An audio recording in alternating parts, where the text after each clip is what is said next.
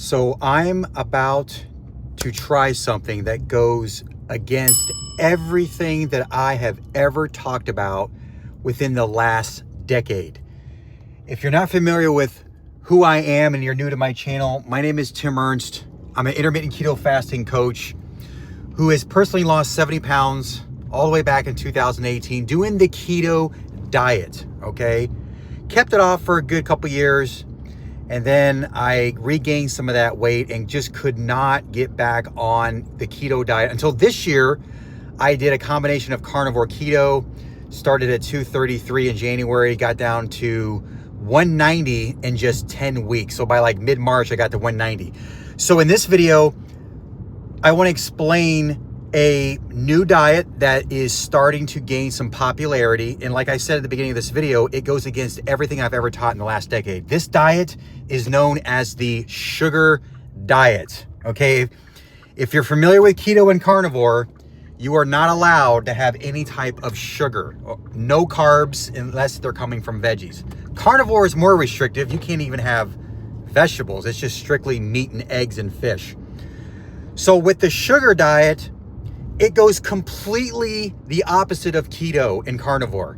You virtually can have lots of sugar and basically very, very low protein and no fat. So this is completely opposite than keto. So keto, you're allowed like 30 grams of carbs, which come from veggies. With the sugar diet, you're only allowed to have about 30 grams of fat or lower, okay? And just through some videos I've watched and research that I've been looking at, what the all sugar diet will do is it'll raise this molecule called FGF21. Now, FGF21 is elevated when you do fasting, okay? This is why people get that euphoric feeling.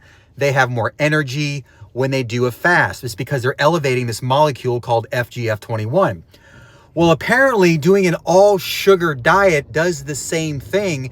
And what people are starting to notice is that it revs your metabolism. It gives you fuel in the gym. People are losing a lot of weight when doing this all sugar diet. Now, I just want to make it clear that when I say an all sugar diet, it's not that you can just eat anything and everything that has sugar in it, okay? The key to doing a all sugar diet is that it has to be very, very low in fat. So what would be an example of, foods that you could have on a high sugar diet? Well, one of them is fruits. Okay, fruits are very low in fat and they're basically all sugar and fiber. So you can have fruit. Some other things that are a little controversial that you can have on this diet are things like candy, like Sour Patch Kids, Skittles. These candies virtually have no fat, but they're loaded with sugar, okay? Cereals like Frosted Flakes, Fruity Pebbles. Frosted Flakes is derived by corn, so I probably won't eat Frosted Flakes. And if you're kind of curious of where I'm at, I'm actually at the grocery store. We're gonna be getting some foods for this all sugar diet, okay? So I'm going to attempt to do this all sugar diet for just 7 days, okay? I think maybe 7 days isn't long enough. And I'm gonna be clear, guys. If I start to notice that I'm feeling bad, I'm lethargic, I started noticing things where I'm just not feeling well, I'll probably quit this. But I thought, you know what? I'm a student of health. I'm a student of learning new things. And for the past decade, I've always preached keto, carnivore, sugar's the enemy, sugar makes you fat. However, one thing I learned a long, long time ago is that when you combine carbohydrates, which convert to sugar, and you combine that with high fats, that is a recipe for disaster. This is why a lot of bodybuilders you see, what are their foods consist of? High protein, high carbs, but little fat, okay? This is why these guys look ripped, all right? You could also get ripped through keto and carnivore by doing protein, high fat, but low carbs. You see what I'm saying? But with an all sugar diet, you're essentially eliminating almost 2 macronutrients. You're almost eliminating protein and you're eliminating all the fat. Now, how this diet works is you're gonna basically eat sugar by day and protein by night, but it has to be lean protein. Remember, you can't have fatty cuts of meat, okay? Because the sugar diet, you can't have any type of fat. So it's sugars by day, protein by night. So the foods I'm going to eat before the gym, I'll probably have some cranberry juice, which is loaded with sugar. I might have some Fruity Pebbles cereal, but the problem with cereal is you got to drink milk with it. Milk is high in fat, unless you get something like an almond milk, coconut milk, or skim milk, which has no fat. So I'll probably do some type of skim milk with the Fruity Pebbles cereal. I know this is crazy. You guys have been following me for carnivore, keto. I'm risking losing followers, but look, I'm willing to experiment with this kind of stuff so you don't have to. So that if it works, maybe you want to try it. If it don't work, maybe you're like, okay, that's fine with me. It didn't work for Tim, so I'm not even going to attempt it. But I'm going to at least attempt it to see if this actually works. So I'm sitting outside of my grocery store right now. I'm going to get some foods that I'm going to be eating. Typically, I'm going to be eating a lot of fruit like berries. I'll probably have some of the Fruity Pebbles cereal with the skim milk. And then I'll keep to very lean protein at night. So it'll be like boneless, skinless chicken breast, ground turkey.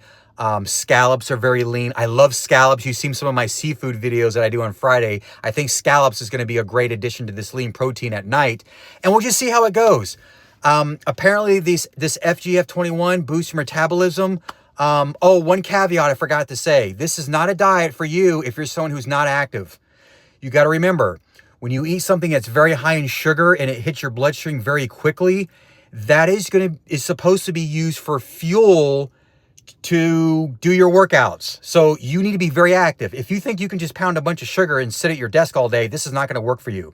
This is for those who are high-level athletes. You're in the gym 5 days a week. You take a lot of walks or runs or jogging, swimming, biking. The sugar is going to fuel your workouts. Because what I've been finding through this research is that, let's say you take two people who are runners. You got someone who's on keto carnivore and someone who just runs off of sugars.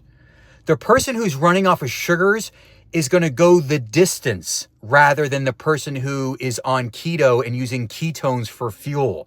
They're not going to be able to go the distance. But on a high sugar diet, you're going to be able to go the distance. You're going to be able to go longer because the sugar is going to be able to fuel you longer. Now, that's all said and done through theory. Now, that's all great through theory, but does it actually work? So I'm going to put it to the test for 7 days.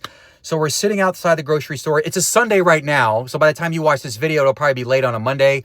I'm going to go ahead and get the foods that I need, the juices and things and the cereal. And we're going to test this out and we're going to see if I can lose weight. I stepped on the scale this morning at 191.5. The only downfall is today was Mother's Day. So I broke my fast from Friday. So I basically fasted on Friday. I always do this every weekend. I do a 48-hour fast where I cut my meal off on Friday and I break it on Sunday. Unfortunately, today was Mother's Day. I did grilled chicken. I did some red potatoes, and then we had like some type of dessert. I didn't really eat too much. So I might weigh a little heavier tomorrow, but I want to see what the scale is going to show by the end of the week by doing this all sugar diet. So stay tuned. We're going to head into the grocery store. And I'm going to show you the foods that I'm going to be eating during the week once I get home. We're back from the grocery store, and these are some of the foods that I got to start my all sugar diet. But remember, 0 fat. So let me just show you what some of the ingredients are. Now, I said I was going to get Fruity Pebbles, but what I found about Fruity Pebbles, I got the cornflakes instead, as you can see, is there was a lot of like food dyes, and there was like the red number 40 in there. There was canola oil. It was all these unhealthy oils. Believe it or not, cornflakes is like 3 ingredients. It literally has milled corn, sugar, malt flavor, contains 2% or less of salt. It's basically just corn, sugar, and salt. That's all it's in cornflakes. 130 calories for 1 cup. And the grams of sugar is only about 12, so not bad, 12 grams of sugar. And I'm going to be eating this with a fat-free green whites milk that I got at Publix. Again, this milk only has, let's see, 80 calories per cup, 0 fat, and 13 grams of sugar. Okay, so far so good. There's no fat in this diet. It's all sugar, no protein, but the protein will come later at night. I'll probably eat some type of chicken. Okay, so we have that. Before I go into the gym, I'm probably gonna have some of this cranberry juice. I used to drink this like years ago. Me and my wife got on this cranberry kick when she was pregnant with our daughter. So this will be kind of bring back some memories. So this has 110 calories for 8 ounces, 23 grams of added sugar. A lot of sugar in cranberry juice. I know this goes against everything I've been talking about when it comes to proper diet. The other thing I'm gonna have is blueberries for a snack. Now, what I was doing on keto is you can have berries, but you can have berries on this on this all sugar diet. I keep saying no sugar diet when actually it's an all sugar diet, so I got to get used to that. But I was making it with like this zero sugar keto whipped cream, but I couldn't have that because that has, even though it has zero sugar and I'm supposed to have sugar, and it had like 0.15 grams of fat. Well, I found a non-dairy whipped cream made from coconut milk, okay? And this has only 1 gram of sugar. So this will be kind of good to eat with the blueberries as like a snack. And then you can also have sweet peppers. This is good to have on this diet. So you can pretty much have any vegetables. So these sweet peppers were buy one, get one free at Publix. My wife wanted some bananas. Not really into bananas, but this is something you can have on this diet as well. And then the other thing I got was I was going to get Skittles, but Skittles actually had like 1.5 grams of fat. So I got these gummy cluster nerds. This literally has 0 grams of fat, but 21 grams of sugar. Now, I had never heard of gummy clusters. I'm kind of old school. I'm sure you remember back in the 80s, it was the box, and then one side was one flavor, the other side was another flavor, and you would pour it. That's the nerds I'm used to. I'm not used to these like gummy nerds, so we'll give this a shot. And then toward the end of the day is when I'll have my lean protein. So I'll have like a lean chicken breast, scallops. You could probably have egg whites, and you could pretty much have any vegetables. Now I know this kind of sounds like a vegan diet almost, except you're allowed to have lean protein at the end of the night. But during the day, once again, it's basically fruit, veggies, fruit juices, and then I think in the morning I'm gonna have this cereal. I think this is gonna fuel my workout. And I'll probably bring some cranberry juice like right before I start my workout. That's probably the thing I'll probably drink as I'm right going into the gym. So we're gonna test this out. We're gonna see if it works, and we'll see if we can get the scale to drop. Like I said earlier, I was 191.5 this morning. I'm probably gonna weigh a little heavier tomorrow because it was Mother's Day today. And we'll see if I can get to that 180. I'm not saying I'm gonna get to 180 in 7 days. That would be amazing. However, I just want to see how this works, all right? And if I start to notice, I start to feel bad and, going through sugar crashes, from my understanding, it's the combination of sugars and fats that give you the crash. I'll give you a perfect example of what not to eat, okay? Donuts, that's sugar and fat. Chocolate, sugar and fat. Cookies, pastry, muffins, those types of foods you want to stay away from. It's got to be basically pure sugar with 0 fat and then lean protein by the end of the day. All right, so stay tuned. Today is Sunday. By the time you watch this video, it'll be late Monday. But I'm gonna piece this all together so you get to see the whole entire day for day number 1 for the sugar diet. It's about 6:35 and this is day number 1 of the sugar diet. So the first thing I'm gonna do is I'm gonna step on the scale, take my weight. And after I take my weight, I'm gonna wait a couple hours to have my first meal before we hit the gym. Looks like I'm 192.3. So that's where we're starting at. I can't believe I'm actually gonna do this. I have not had a pre-workout meal in probably 10 to 15 years, on top of having stuff like this. This is definitely not keto carnivore. So what I'm gonna do is I'm gonna have 2 cups of Frosted Flakes. I'm gonna have 16 ounces of fruit juice. And I think that's it. Now, when you're starting this sugar diet, especially if you're really overweight, no cereal, okay? How you're really supposed to do this is supposed to be fruit.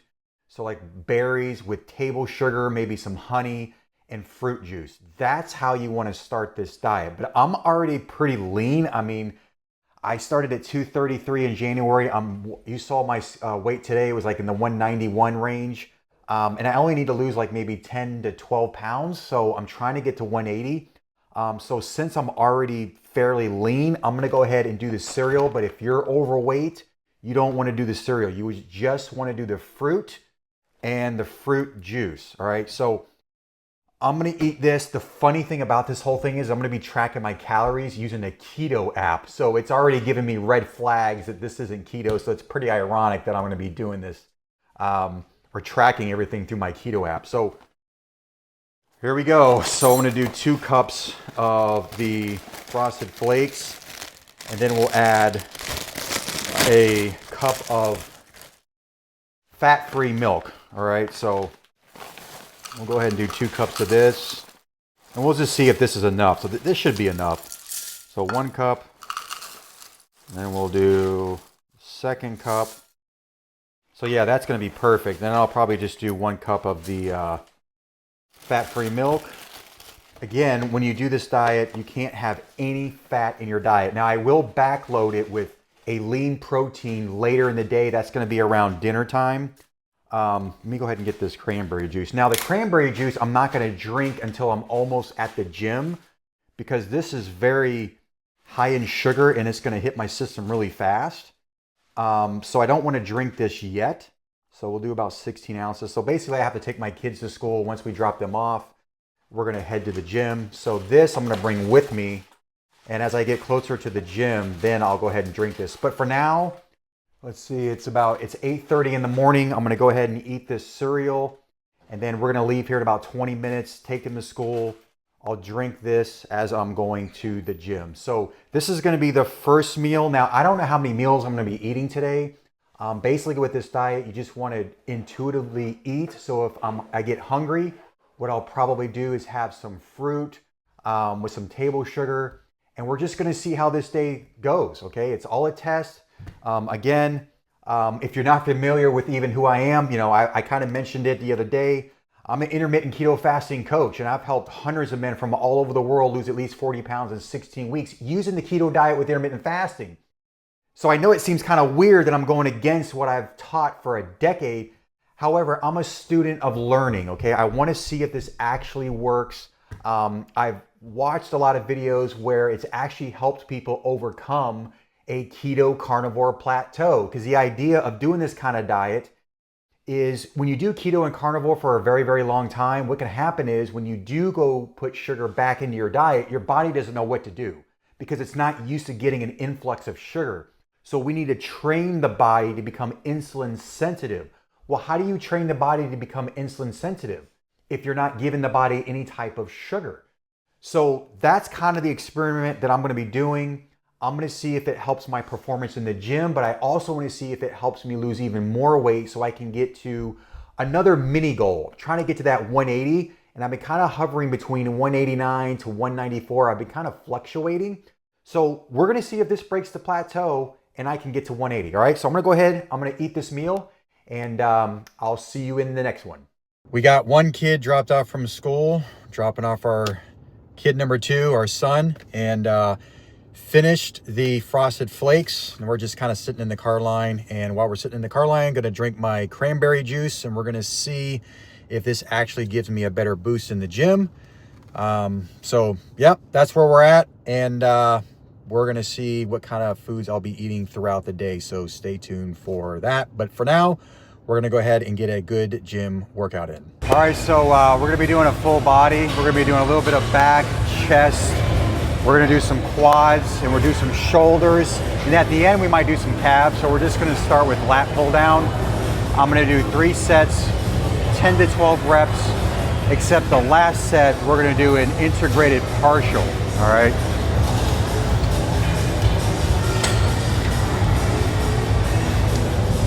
So we're just going to do like a slight lean, 12 reps.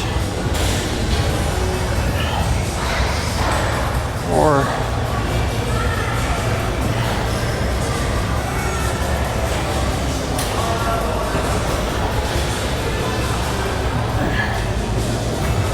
9, feeling actually pretty light actually.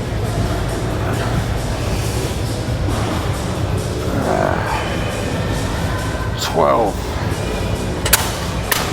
Yeah, I think I'm gonna have to bump the weight on that. That was actually pretty light. So next set, we'll probably bump it up by 10, 15 pounds. So actually, I did have to increase the weight by like 20, 22, 23 pounds. It was a little light. Now, is that from drinking the cranberry juice and the Frosted Flakes? I don't know. Now, let me be clear. I got this body doing keto and carnivore, all right? So I just want to make that clear. But now we're transitioning to a sugar diet. So I don't know if the extra sugar is giving me the boost, but let's see. So I'm going to do 10 full reps, and then I'm going to do 10 half reps for this last set. All right, 10 full reps.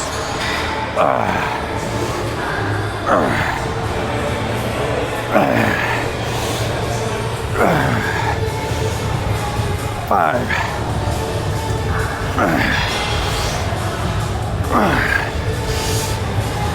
8. 9. 10. Now we're gonna do half reps. 1, 2, initiate the lats.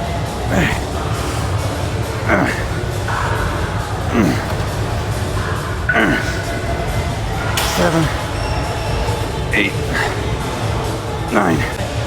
Next exercise, we were supposed to do barbell with the Smith machine, but being that it's a Monday, it's really crowded. No worries, you can always do some type of chest. So we're gonna be doing this hammer strength. Same thing as the lat pull down. We're gonna do 3 sets, 10 to 12, but that last set, we're gonna do an extended set where we do 10 full ones and then 10 halves. All right, so I haven't done this machine before, so I don't know. I got it at 160, we'll see how it feels. All right, so 10 to 12. It feels a little light.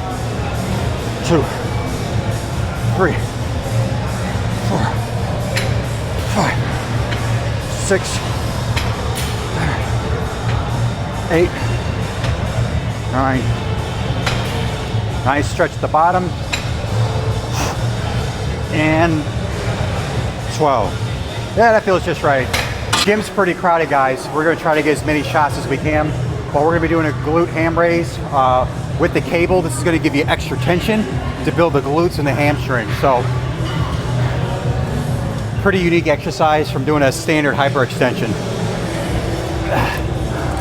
All right, so you just wanna squeeze the glutes at the top. 2, 3. Squeeze those glutes. 6,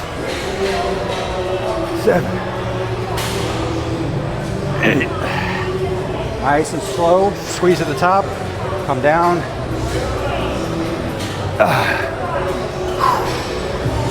Make sure to take a breath because you can get lightheaded coming up too fast. So I always have to come up pretty slow. All right, we just finished the workout. We did a little bit more shoulders. We did some leg extension and some calves. Gym was way too crowded. So what we're gonna do now is we're gonna head to Costco because I need more berries. And that's primarily what we're gonna be eating on this diet. So I'm gonna have to really stock up on the frozen berries. So we're gonna head to Costco. And once we get home, we'll have our post-workout meal consisting of only sugar. We're in Costco, so we're gonna see if we can get some mixed berries, some type of fruit. And then I'm probably gonna get a big box of egg whites because that's your lean protein that you can have at night. I gotta have more than just chicken, turkey. Egg whites are really easy to cook, so we're gonna see if we can find some of those. Perfect, here we go. We've got a 3-berry blend. Looks like they got raspberries, blueberries, and blackberries. This is gonna be perfect.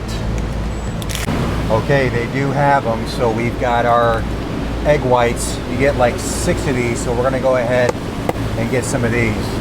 We're back from Costco, so we got some frozen berries, but I actually had some fresh blueberries already in my fridge.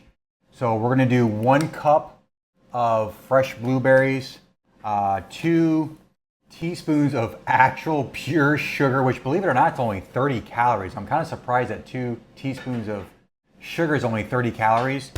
And then I bought this coconut milk Ready Whip, which basically doesn't have any sugar in it. I just wanted to add it to it.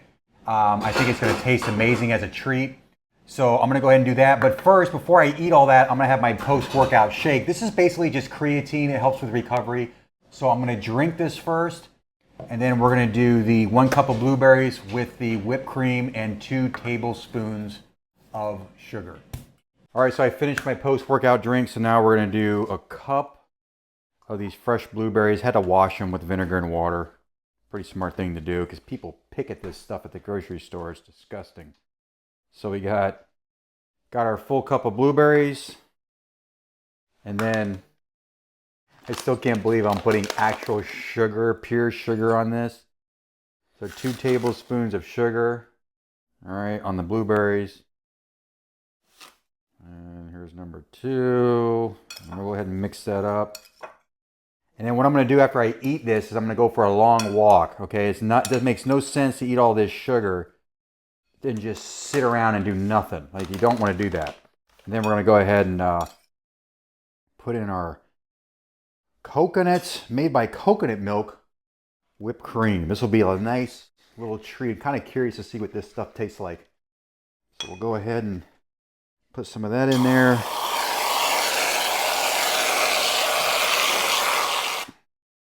And there it is. This is going to be my post-workout meal. Blueberry, sugar, and whipped topping. Far cry from doing a keto diet. I think I'm going to add some of these. These are the gummy nerds. For 16 of these, believe it or not, it's only 100 calories. This is what they look like. They're really, really tiny. So this is what they look like. No fat, pure sugar, 100 calories for 16. So yeah, I think I'm going to add this to the meal, and then after I eat these, we're going to go take a walk, and then I got to figure out what I'm going to do for the next couple meals. But I'm basically just going to listen to my body. If I'm not hungry, then I just don't eat. Apparently, some people will eat this high sugar diet, and they notice that they don't deal with the crashes. They don't get hungry. So far, so good. I don't feel like I'm starving at all. So I'm gonna go ahead and eat 16 of these and go for a walk. Next meal that I'm gonna have to end the day is I'm gonna be having some boneless, skinless chicken breasts. You're allowed to have protein toward the end of the night. So if you remember, it's sugar by day, lean protein by night. So we got this grilled chicken that I grilled during Mother's Day. So we're gonna have some of that. And then I'm gonna have 4 servings of scallops. Scallops are very lean, a lot of protein. And I think the total macros, I'll go ahead and put it on the screen, is gonna be close to 1,400 calories. I'm only got like 10 grams of fat. That's literally it. You can have up to 30, but I'm hitting really below that fat grams. So only 10 grams of fat. And then the carbohydrates are close to 200.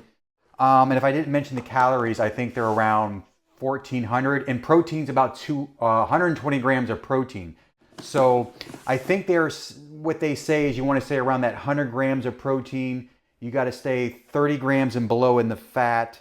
And then carbs, obviously, and calories, you can have as much as you want. Now, my calories are pretty low, so only 1,400 calories. So I'm probably going to lose weight just from the fact that I'm in a calorie deficit. Some people have reported eating like 3,000 calories on this sugar diet and still losing weight. So I may have to start adding some more things in because I really want to push the boundaries to see if I can eat in a calorie surplus doing this sugar diet.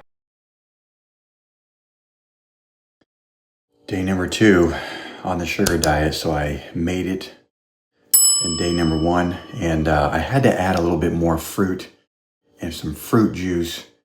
And I also had some cauliflower stir-fry rice to my chicken and scallops because the calories were just way too low. I think I had originally 1,400 calories. So I added a couple more things and I brought it to 1,800 calories. But overall, I feel pretty good. I slept okay. I guess the next thing to do is to jump on the scale and actually see if I lost any weight. So let me jump on the scale and let's see where I'm at today.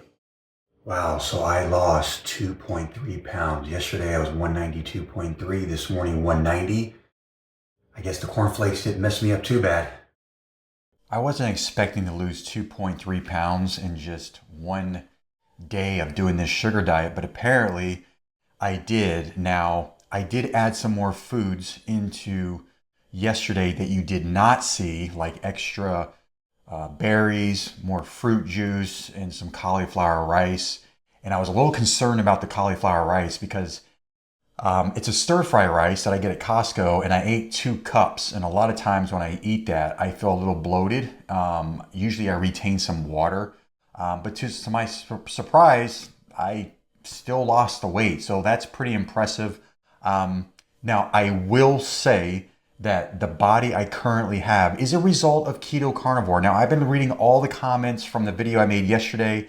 Thank you so much for supporting what I'm doing. And a lot of people are expressing that they had to get rid of keto and carnivore because they just could not lose the weight, or they lost the weight and they hit a wall, so they transitioned to an all sugar diet. Now, I can't speak to that. I've always lost weight on keto carnivore. I've never had any issues with that. But hey, if it works for you eating a sugar diet and you're able to bust through that plateau or that wall, by all means, go for it. It's my understanding that the reason why this works so well is because when you eat just pure sugar, you're going to burn that off really, really quickly. The mistake that people make apparently when they're eating sugar is combining it with fat. So examples of that would be like eating chocolate, donuts, cookies, pastries, cakes, pizza, those kind of things. They have a combination of sugar and fats. Apparently what the fats do is they slow the sugar from being burned off. It slows everything down, and this is why you store it as fat. As opposed to just eating straight sugar, you're going to burn through that really, really quickly. Now, I will tell you, I had about 1,800 calories. All right. Now, typically when I just eat meat and eggs, keto carnivore at 1,800 calories, my body will stay the same. I won't gain weight. I won't lose weight. I pretty much just maintain. Yesterday, I had 1,800 calories of just sugar and I lost 2.3 pounds. I don't know if that's, an accident or what, but I actually lost weight eating 1,800 as opposed to when I do keto carnivore at 1,800 calories, I stay the same. But we're only in day one. I'm just going to test this for 7 days. And I actually said in yesterday's video that I don't think I'm going to hit 180 by the end of the week, but I possibly could. It would be very interesting to see if I could lose 12 pounds in 7 days. That would be very, very impressive. So far so good. I didn't really speak to how I felt in the gym yesterday. So what I can tell you as far as the gym, I'm used to training in a fasted state. I like that feeling of emptiness in my stomach. I just feel more clear. I feel more energetic. So I did notice a little difference in the gym. I didn't really like that feeling of having something in my stomach when I was training. All I ate yesterday, when you saw the video, was the 2 cups of Frosted Flakes, a cup of skim milk, and I had a tall glass of cranberry juice. So that's what I had before I went to the gym. My performance, I think, was okay. I didn't really notice any strength gains or anything like that, but it's only been 1 day, so we'll have to see. I'm going to eat probably the same thing today. I'll probably eat the cornflakes with the tall glass of cranberry juice, and who knows, maybe I'll add some more food to this diet because I really want to test to see if I can eat over 1,800 calories and still lose weight. Apparently, this Cole Robinson, who does the whole snake diet thing, he's like in the 160s and he's eating 3,000 calories. Now, I don't know what his calorie burn is. He may be so active throughout the day that he's burning a lot of calories. All right. So I don't know what his physical activity is. So in order to eat that kind of calories, I always tell people, hey, if you want to eat more, you're going to have to move more. There's no way you're going to have to be able to sit at your desk and pound a bunch of sugar and calories and actually lose weight. So I think that's where you really got to be careful, is you're going to have to stay active so you can burn that sugar off. All right. So I'm going to go ahead and I'm going to eat my breakfast. I'm going to have the Frosted Flakes with the cranberry juice, and maybe I'll add some berries this time with the cereal to see if that affects my gym performance. There's really no way of knowing unless I actually do it. But hey, if this sugar diet has helped you get through a plateau, hey, more power to you. Go for it. I myself, like I said, I've never had that issue. The body that I have right now is a result of keto carnivore. I had lost 70 pounds all the way back in 2018 doing keto carnivore. It was in my best shape I had ever been in. And then this year, I started in January 2nd, and by March 11th, somewhere around there, in 10 weeks, I dropped 40 pounds doing the carnivore diet. So it worked for me. But I've been kind of maintaining 190 for about a month and a half, 2 months now. But honestly, I've been screwing around too. I'll eat things I'm not supposed to be eating. We've had Mother's Day, my wife's birthday. So some things have come up that have kind of thrown me off the carnivore diet, and maybe that's why I'm maintaining. However, with this diet that I'm doing now, it seems like I'm getting through that plateau. So we'll see. But I'm going to go ahead and have my breakfast. I'm going to go get a good gym workout, and then we'll see what foods I'm going to eat throughout the rest of the day. So stay tuned for that. But before we eat, I have to take my morning walks. I know you're not supposed to do any type of physical activity until you have some sugar first, but I'm still used to doing things in a fasted state. We're gonna get there. I only take a 30-minute walk, and when I get home, I'll have my Frosted Flakes and a tall glass of cranberry juice and some blueberries. So stay tuned. We're gonna be eating some food. Something else I want to address, I've been seeing a lot of comments coming in about, hormones, testosterone, and all this kind of stuff. What I can tell you, I don't know about you, but for me, I've never taken TRT. I've never done anything like that. I've always felt amazing. Now, I've been training since I was 24. If you're not aware, I'm 49 years old. Most people look at me and they don't think I'm 49. So I've been training hard 5 days a week for, gee whiz, over 20 years. So that's going to do something to your hormones. Anytime you do heavy lifts like that, you're going to produce testosterone, growth hormone. So I have never really had any issues with my hormones. Now, maybe later down the road as I get older, maybe I'll run into an issue, but so far, I'm probably not your typical almost 50-year-old. I mean, I see guys in their 30s going on TRT. I've never had that, brain fog, getting tired, taking naps in the middle of the day. I've never had any injuries. I've never pulled muscle or broken, bones or anything like that. So I've actually felt pretty amazing. And also, I'm only doing this for like 7 days. I don't think my hormones are going to be affected too much. Maybe if I did this long term, maybe I would start to see a little bit of a dip in my hormones. But 7 days really isn't long enough. So that's kind of where I'm at with that. I'm still going to be training heavy, still going to train hard. I love the gym. I do right now a full body pretty much, but I've done all different kind of programs. I've done push-pull legs, full body.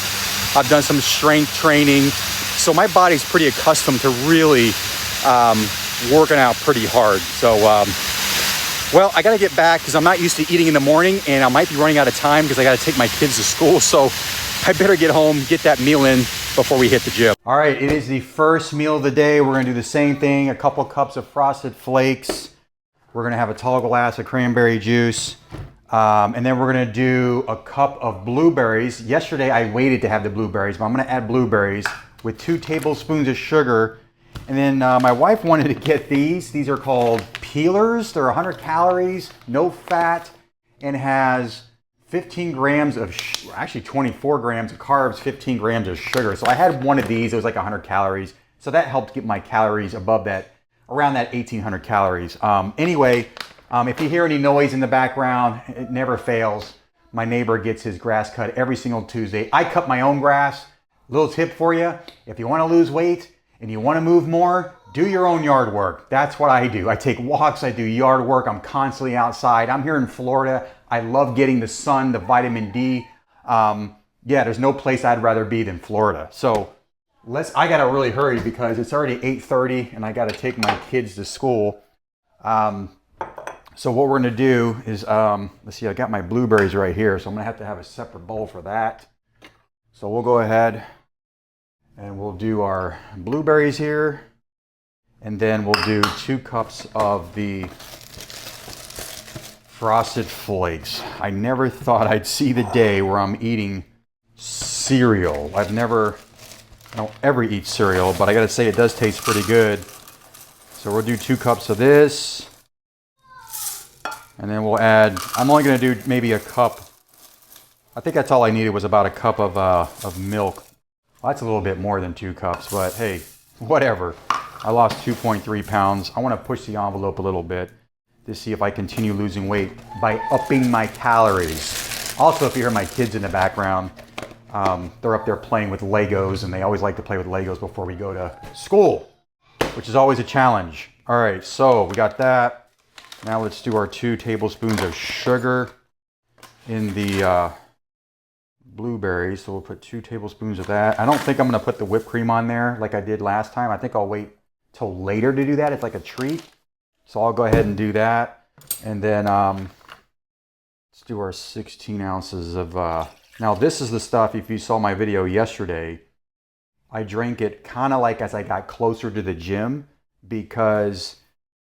I mean, this has a lot of sugar, this cranberry juice, and I want to make sure that as soon as it hits my system, I'm ready to go in the gym. And this meal might actually help me because I have to do hack squats. I hate doing hack squats. I hate training legs, but that's the reason why I do it, because what doesn't challenge you doesn't change you. And I need to grow my legs. So maybe this diet will help me grow legs. Maybe it'll give me the energy to actually really push it. And I'm definitely going to need it doing hack squats, all right? So this is going to be the meal. You know, they say breakfast is the most important meal of the day, which I tend to disagree with, honestly. If you really think about breakfast, most people associate breakfast with morning food, like you eat, but that's not the case, okay? Think of the word break-fast. You're breaking your fast. You can have that at any time of the day. But with this diet, obviously, you're kind of eating, I guess from my understanding, you can eat 2 to 3 meals. You probably don't want to snack unless you're already lean. If you're really overweight, keep it to 2 meals. Have your fruit juice, your fruit, and then maybe wait a little bit to have your second meal. If you're really overweight, like if you're hitting like 300-400 pounds, you probably need to just keep it to 2. But as you saw this morning, I'm already 190, so I don't really need to keep it to 2 meals. Yesterday, I had 2 full meals, but I was kind of snacking in between those meals. Now that goes totally against what I've said on my channel as well. I always say if you're doing intermittent fasting, there's no snacking. You choose to eat your first meal at one time and your second meal at a different time, but no snacking in between. However, with this diet, because you're burning the sugar off so fast, you can include some snacks in between those 2 meals. And as you saw, I backloaded every protein at the end. So I'm eating chicken, scallops. I might change it up. I bought that whole box of egg whites from Costco. So, but I still have some chicken breast from Mother's Day when I grilled the chicken, and I'll probably eat it with scallops. And I might do that cauliflower stir-fry rice. I'll show you what that looks like. I bought it at Costco. It's got like corn and peas and onions. And it looks like a stir-fry rice that you would get at, you know, like an Oriental restaurant. But it's cauliflower, so that was great too. So I'm gonna go ahead and eat this because, yeah, it's 8:33. We gotta leave in about 20 minutes. So I'm gonna eat this and then we're gonna hit the gym. That's gonna be hard to do. You gotta hurt yourself in a good way. You know? Oh yeah. It's gonna be painful. Absolutely. Especially on the way too. Yeah. And you got it, brother. All right, you too, man. You ready? All right, so my favorite exercise, hack squat. I'm just kidding, I hate doing hack squats. But what we're gonna do, instead of going all the way up, we're just gonna do half reps at the bottom, so constant tension the whole time. Now what I like to do is point my toes out. By pointing the toes out, you kind of work the outer sweep here. And I know I don't have the largest legs, all right? And that's the reason why I train legs quite frequently, so I can build my legs. So these are just gonna be half reps at the bottom of the movement. So I actually feel like it's more natural for my toes to go this way. 1, 2, 3, 4, 5, 6, 7, 8, 9.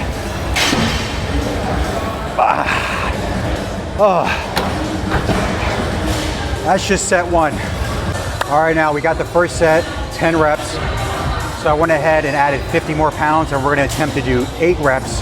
Forgot to mention, before I have to do hack squats, because I'm almost 50 years old, I have to warm up the knees. So one way that I warm up the knees is by doing seated leg curls, and I'll do a little bit of leg extension just to warm up the knees. Once my knees are warmed up, I feel like I'm more stronger, all right? So let's see if I can do 8 reps, adding 50 more pounds. So only at the bottom. All right, here we go.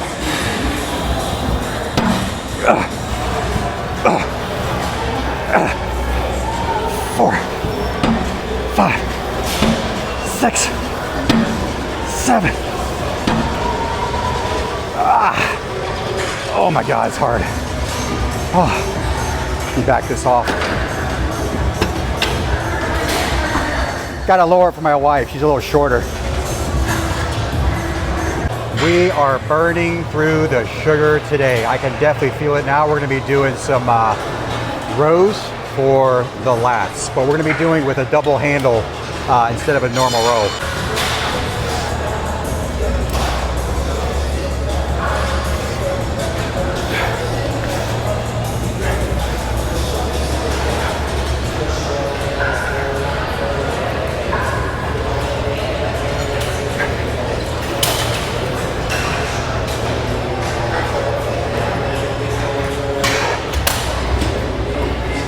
This exercise, we're gonna be doing bottom half pec deck. So it's only on the stretch. We're gonna do 2 sets, 8 to 10 reps, but the last set, we're gonna go to failure. So you can go quite heavy because you're only doing half reps. And you gotta remember, your muscle will grow a lot more on the stretch, on the negative of the movement. All right, let's go. 1. So you're barely moving it. 3. 6, 7, 8, 9, 10. Yeah, this is a little light. All right, so that was a little light because again, you can go really heavy. That was 190 pounds, so I'm really gonna have to jump up the weight on this last set because we're gonna be going to failure. Last set, we're gonna try 235 pounds to failure. And we're gonna go just at the bottom half of the movement. All right, here we go. 1, 2, 3, 4.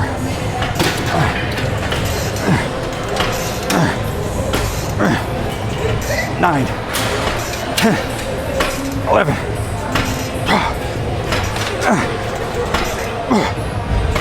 15, 16, 17, 18.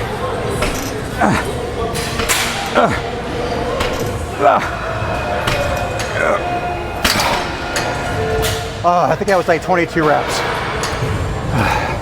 Workout is done, and there's 2 side effects I've noticed from doing this sugar diet. Number 1, I noticed that because I'm still having 0 sugar, 0 calorie caffeine, I'm having these ghost drinks, and then I'm eating the sugar on top of it. What's happening is I'm getting a little bit of the shakes, and I know when you do this type of diet, you're not supposed to have caffeine. So that's one side effect, so that could easily be corrected. I could just wean myself off of caffeine. The second thing I've noticed is I started cramping. You gotta remember, when you do keto and carnivore, the one thing I haven't been doing is adding salt to my food. So because I haven't had any salt, and you're probably hearing the helicopter in the sky, which never happens when you're filming a video, salt. I'm missing the salt, so I kind of notice I'm cramping a little bit. So that's something that could be adjusted as well. I may have to have some electrolytes. So those are the 2 side effects. A little bit of the jitters with the caffeine sugar, and then because I've transitioned from keto carnivore to the all sugar diet, I'm lacking electrolytes, salt, so I'm starting to feel a little bit of cramp. So that's it so far. 2 things that could be easily corrected. So we're back from the gym, and this is what I'm going to be eating. So you probably saw this in my video yesterday. I got the mixed berries from Costco. This has 70 calories per cup, so I'm gonna do 2 cups. So they look really, really good. 2 cups, 140 calories. I'll be putting some of this. I really like this whipped cream. It's non-dairy, so you're not getting the fat. This has 0.5 grams of fat, like hardly anything. And I love the coconut flavor. It's made with coconut milk. So I'm gonna do that. I'll probably add the 2 tablespoons of sugar, which will be only 30 calories, so not that much. And then I got my 4 servings of scallops, and I'm also gonna be eating this scallops with chicken breast. I still have some from Mother's Day, thankfully. I don't have to cook anything.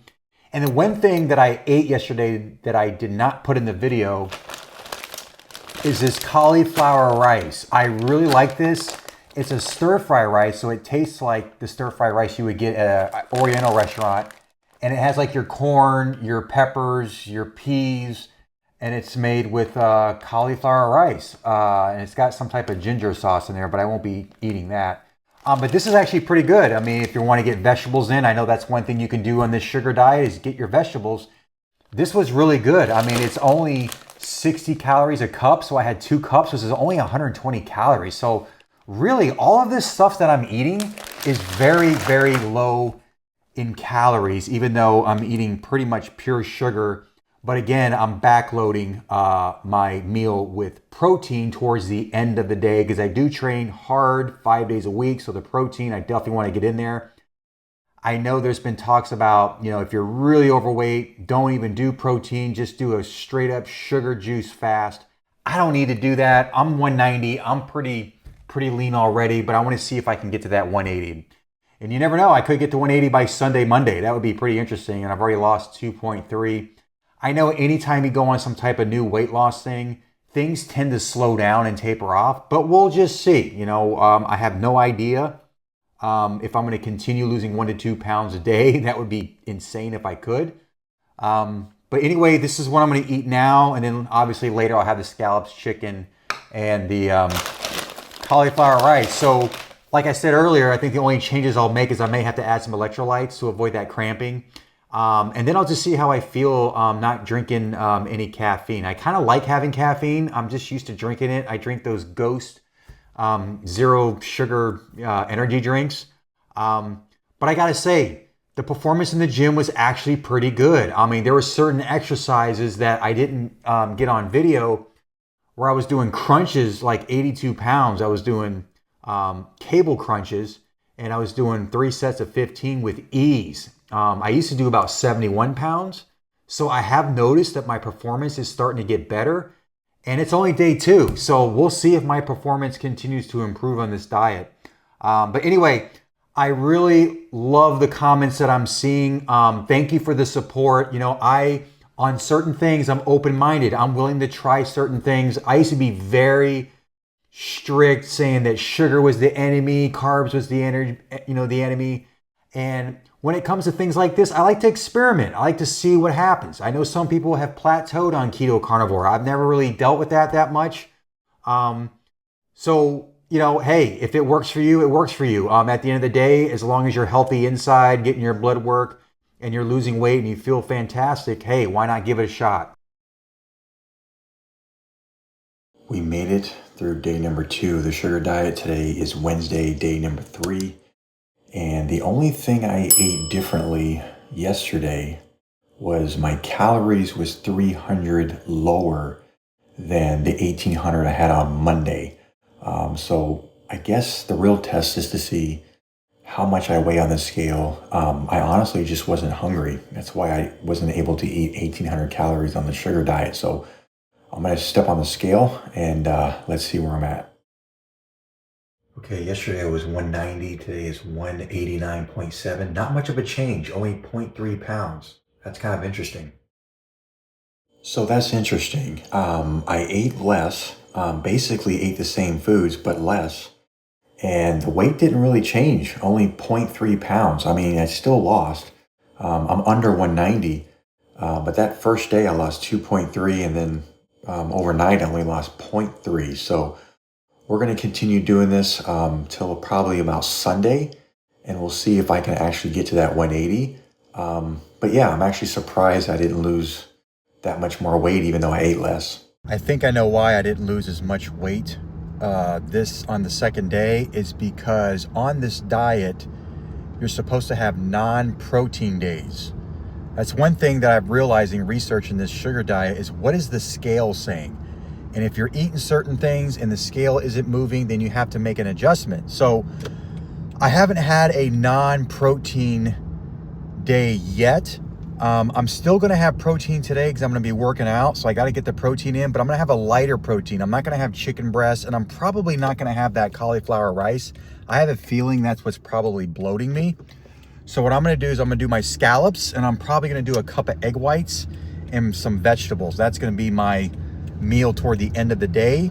And then tomorrow I don't work out, so it would make more sense to make that my non-protein day. So tomorrow, no protein. It's just going to be fruit because I'm not going to be working out anyway. It makes no sense to have the protein. And I think that's what's really going to move that scale down. So I'm in the grocery store. I still got to have my caffeine. So I'm just going to get some caffeine, head home, and then we'll have meal number 1 today. There we go. My favorite, Green Apple Ghost. It just dawned on me that the reason why I didn't lose as much weight yesterday as I did the first day I started this sugar diet is because I'm already lean. I've only got like 10 pounds to lose, and the leaner you are, the harder it is to lose weight. You probably have heard that last 10 pounds is the hardest weight you'll ever lose. I mean, if you're starting at like 250, 300 pounds, you can easily lose 10, even 15 pounds in just 1 week. In fact, I know I've gotten a lot of subscribers on my channel. You're new. You probably have never seen what I do or who I am, but You know, I started my journey back in 2018 with the keto diet. I lost 70 pounds in 7 months, and I kept that weight off for a good couple years until 2020 happened. I fell off the keto wagon. I gained a lot of that weight back until this year in 2025. I started at 233 and got down to 190 in just 10 weeks doing carnivore, intermittent fasting, and the keto diet. Okay, so I lost 40 pounds in 10 weeks. Now, let me tell you why it's easier to lose a lot of weight when you're heavier. When I started this year to get back on track with my goals, I started with a 5-day water fast only. I was 233. You know how much weight I lost in 5 days? 15 pounds. Okay, that's the power of when you start a weight loss journey and you're starting very heavy. So you guys that are like really overweight, don't get discouraged, because you're gonna lose a lot of weight in the beginning. Where people get discouraged is when they got that last 10, 15 pounds. That's when people start to throw in the towel, okay? So that's really the other reason why I think I've kind of slowed down a little bit. Today's only day number 3. And then I saw somebody in the comments say something about, well, you're not supposed to really have starch in the morning because of, you know, like the Kellogg's cornflakes that I'm eating is starch. It's all in context. You know, I was watching a little bit of Cole Robinson, and a lot of people have these questions of why, can they have this, can they have that? He basically answers it the same way every single time. What does the scale say?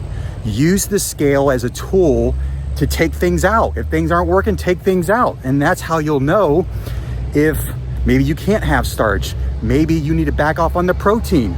So you got to use the scale as a measuring tool to see if you're making progress. So it's as simple as that, you know. And you know, I've coached hundreds of men from all over the world to lose at least that 40 pounds in 16 weeks using my Keto Shed 40 program. Now, I know a lot of you have stalled on keto and carnivore. I can't speak to that. I've never stalled on keto carnivore. Many of my clients that I've coached over the years don't have that experience either. But there are times when I'll have them cheat here and there to get them to burn fat again. That's a very strategic tool that you can use. And some of the cheating that we do on keto is actually sugar. So it's kind of ironic that I'm doing the sugar diet, because that is a tool that you can use to really bust through these plateaus if you're doing keto carnivore. But again, I'm gonna test this a full 7 days. I'm probably gonna take the protein out tomorrow because I won't be working out tomorrow. And then I probably won't eat the cauliflower rice either. So we'll see how it goes. I'm gonna try to get to 180 by Sunday, but remember, the leaner you are, the harder it is to lose weight. It's almost time for meal number 1, so I got my 2 cups of starch, my Kellogg's cornflakes, I got my cup of blueberries, and I got my 16 ounces of cranberry juice. Now, before I eat this, I want to address a couple comments that I saw that were quite fascinating to me. One of the comments was that they actually became diabetic and their AC1 went up on the keto diet. That doesn't make any sense to me, because you're not eating any sugar on the keto diet. Unless you're eating sugar, I could see why that would elevate your A1C and your diabetes, because you can't mix sugar with fat, okay? Now, on the keto diet, you can have berries. So if you're constantly eating berries, just imagine this plate. Let's say you're having eggs, bacon, avocado, and you're eating like a cup of blueberries, and you're doing this consistently within that one meal. Well, what I've learned is that you can't combine sugars with fats. That's what causes the diabetes. That's what causes a lot of the health issues, and that's going to raise your A1C, all right? But sugar by itself isn't necessarily bad, okay? And just eating fat isn't necessarily bad. It's when you combine the two. This is what causes a lot of the health issues, the high blood pressure, diabetes, pre-diabetes, heart disease. That's what's going to cause all these issues. But if you're just eating sugar, you're fine. If you're just eating fat, you're fine. And that's just how it is. Now, what I can tell you on the keto diet is people have stalled or gained weight because they're eating too much dietary fat. You got to understand something.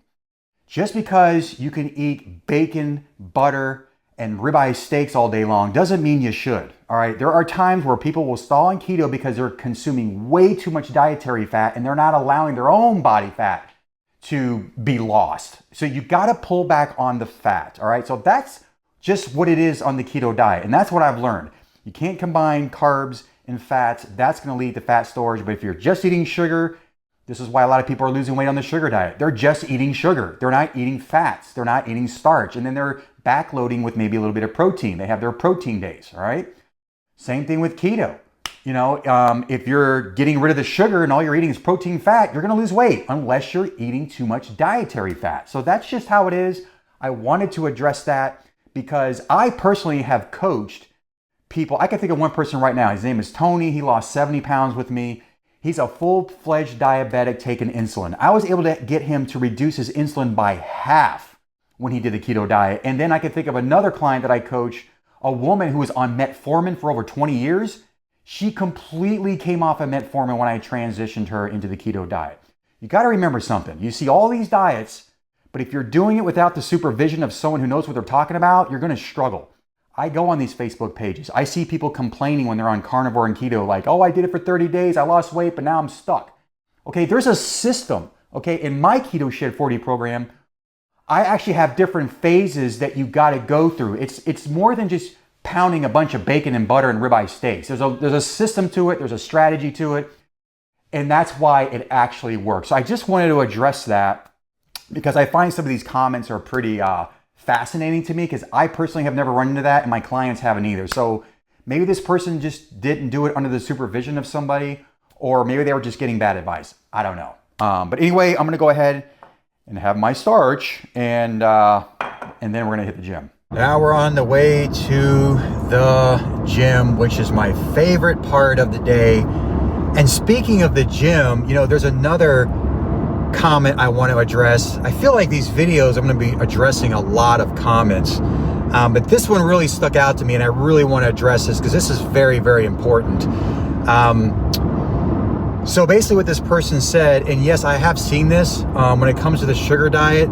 You know, they're basically said that, well, from my understanding, you don't have to work out. You could literally be a couch potato and do this diet and you're going to lose weight. Now, let me be clear about something. You can't out-train a bad diet. This is true, okay? Diet needs to be dialed in and that should be more of the focus than actual exercise. However, if you want to optimize your body to the fullest, you need to include some exercise. You're only fooling yourself if you think you could just be lazy, sit around and do nothing and pound a bunch of sugar. That is not optimizing your body.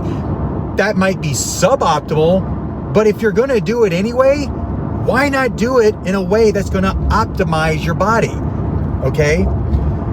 You got to remember, the more muscle you have on your body, the more calories you will burn at rest being a couch potato.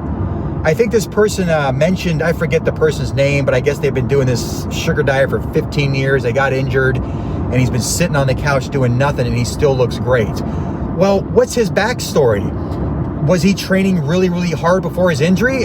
If I had to guess, the reason why he got an injury is because he was probably working out and exercising, and he probably has more muscle on his frame than the average person, so he can sit around and do nothing and still burn calories because he has muscle. Muscle has been directly linked to longevity. It makes you look younger. In fact, I had another comment where the guy said, he's like, wow, you're almost 50 years old. I wouldn't take you for being 50. In fact, I had a guy in the gym the other day also, you know, he just started randomly talking to me and he's telling me how he can't do certain things because he said he was an old man. And I'm looking at him, I'm like, he did look a little older than me, I will admit. And I said, well, how old are you? He's like, well, I'm 46. I'm like, 46? I'm like, man, I'm 49. I'm almost 50. What do you mean you're an old man? And I gotta tell you guys something. I know I'm ranting a little bit. I can't tell you how many times I see people on the internet or people I've run into who will tell me like, yeah, I'm an old man. I'm like, well, if you keep telling yourself you're an old man, you're gonna feel like an old man and you're gonna look like an old man. Stop speaking those words into your life. Do you realize words have power? Stop saying, oh, I'm an old man. You're gonna be an old man. Like, why would you talk to yourself that way? I don't feel my age. I'm gonna tell you right now, I see all these funny memes saying, you know, this is how you feel when you roll out of bed in your 30s, and it shows the person all over the floor and all that. I'm like, I don't ever feel like that. And I'm almost 50 years old. I don't feel like, you know, my body's falling apart. Now, I do contribute that to my 24 years of training in the gym. I started when I was 25 years old in the gym. So just imagine how you can optimize your body starting at 25 years old, and I'm almost 50. Of course I'm gonna look younger for my age. Muscle will make you look young. It's gonna make you live longer. So when you are 70, 80 years old, you're not gonna be walking in a cane or a walker, falling and breaking your hip. A lot of times these old people, when they break their hip, it wasn't the fall that broke their hip. They broke their hip and then fell because they did not emphasize exercise and keeping muscle on their frame. You got to keep muscle on your frame. The less likely you're going to break your hip and fall, and then you're ending up, you know, in a walker, in a cane, parking in the handicap spot. Now, I get it. Some people get injured when they're young. I've been fortunate enough where I never really had a major injury when I was younger. So just the luck of the draw. I just was very careful when I trained. I did play sports. Yeah, I've pulled ligaments in my ankle and I've done, you know, little things like that, but I've never broken a bone or pulled muscle. So I just wanted to clear that up. If you're going to do this diet, put some exercise in there. You're only going to optimize your body. All right, so I am back from the gym. Unfortunately, I couldn't film any gym workouts because my wife is with my son on a field trip. So couldn't film that, but hey, this isn't the most important part of doing this experiment. Even though I love working out and I believe you really should on this diet, I know people have difference of opinions. I've seen comments like, you don't have to work out in order to lose weight. No, of course not, right? As long as you're doing this right, yes, you can lose weight, but eventually I would highly recommend that you put some form of exercise in there. So I went and did something that I don't normally do. I'm not like a science guy, but because I've been seeing a lot of comments, it's caused me to do more research about this particular diet. Now, how I look at all these diets, carnivore, keto, intermittent fasting, the sugar diet, I look at these as tools in your toolbox. It's not meant to be long-term because a lot of you are having some second thoughts. You're questioning whether this is healthy or not because you've come off of carnivore, keto. So what I did was I did some research. And I really want to read this to you, okay? So bear with me. I want to read this because this is very, very important, okay? So when it comes to this sugar diet, you probably have heard of this hormone called FGF21, okay? This is elevated when you do this sugar diet. However, when you do keto, FGF21 is elevated. When you do carnivore, FGF21 is elevated. Intermittent fasting and prolonged fasting, this hormone FGF21 is elevated. So all of these diets elevate this hormone called FGF21. So now why? Why does it do that? Body's primary job is to keep you alive. So if it senses stress, deprivation, something's changing, it's going to produce this hormone coming from the liver, and its job is to keep you alive. So that's the purpose of it, and it's also going to rev your metabolism because it's sensing, it's basically like a stress signal. That's what's happening. Your body knows there's a change. It's noticing the stress, so it sends this signal and it elevates this hormone called FGF21. However, if you continue to elevate this hormone, FGF21, you could become FGF21 resistant. This is why they'll say, don't do keto long-term, don't do carnivore long-term, don't do constant fasting long-term because you could become FGF21 resistant, just like this sugar diet.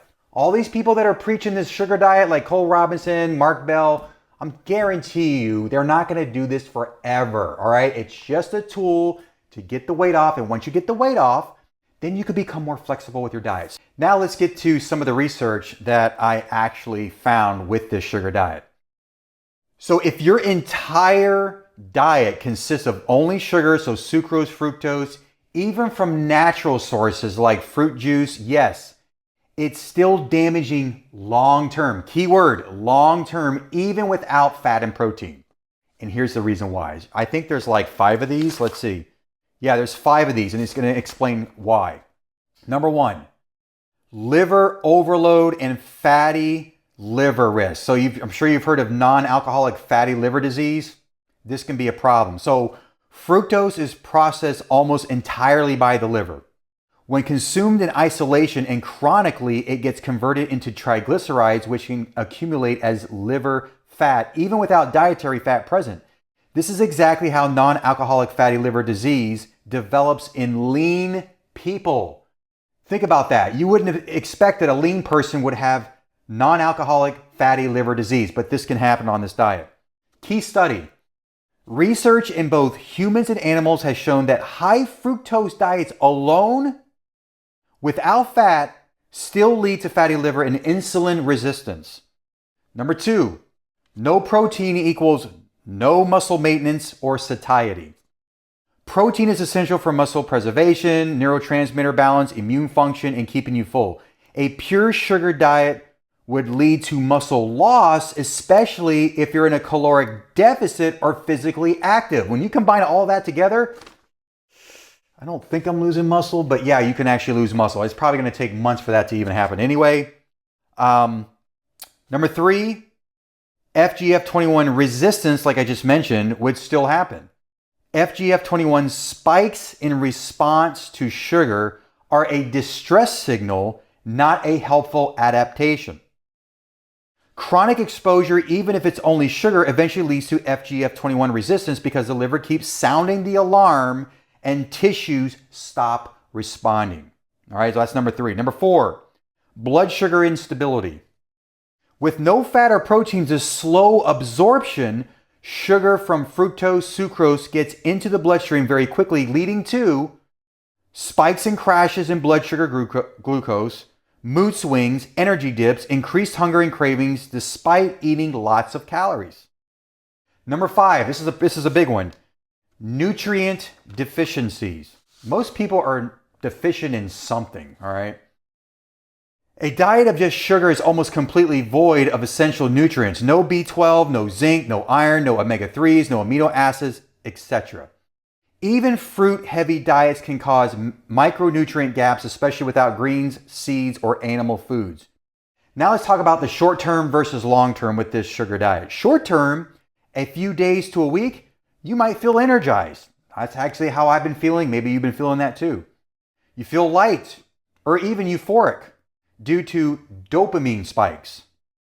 Now let's talk about medium-term effects. This would be like weeks on end, all right? Energy instability, you might develop cravings, muscle begins to break down, possible fat gain around the liver, okay? Non-fatty or non-alcoholic fatty liver disease. Now let's talk about the long term. This would be like months and years of doing this diet. This is where you can start to develop fatty liver, insulin resistance, FGF21 resistance, nutrient deficiencies, potential muscle loss, even if body weight stays stable. The only context where it's less damaging, so let's talk about that. If someone is very physically active, and I've been saying this about exercise, like endurance athletes during races and burning through glucose consistently, then a higher sugar intake, including fructose, can be tolerated temporarily without as much harm. But this is not sustainable or optimal for the average person. Many people doing this diet are not doing exercise. They're obese because they can't work out or can't exercise. This would not be a good long-term strategy. So let's talk about the bottom line. Bottom line. Even if you're eating sugar without fat and protein, the damage still occurs, especially to the liver, muscles, and hormone balance. The absence of fat doesn't prevent the metabolic consequences of chronic fructose/sucrose intake. The body needs protein, fat, and micronutrients to function, and sugar alone just doesn't cut it. So at the end of the day, I backload my meals toward the end of the day with protein. So here's the bottom line for me, all right? This is a tool that you can use to lose a lot of weight. Absolutely, yes. Let's say you do this, you get a lot of weight off, you feel lean, then you can transition into something more flexible. Honestly, I would miss eating steak, eggs, avocado, cheese. Me personally, I would miss that. So this is a test that I'm doing for 7 days. I want to see how it does, because I don't want to run the risk of getting fatty liver disease and muscle breakdown. I've worked too hard for my body to experience all of that.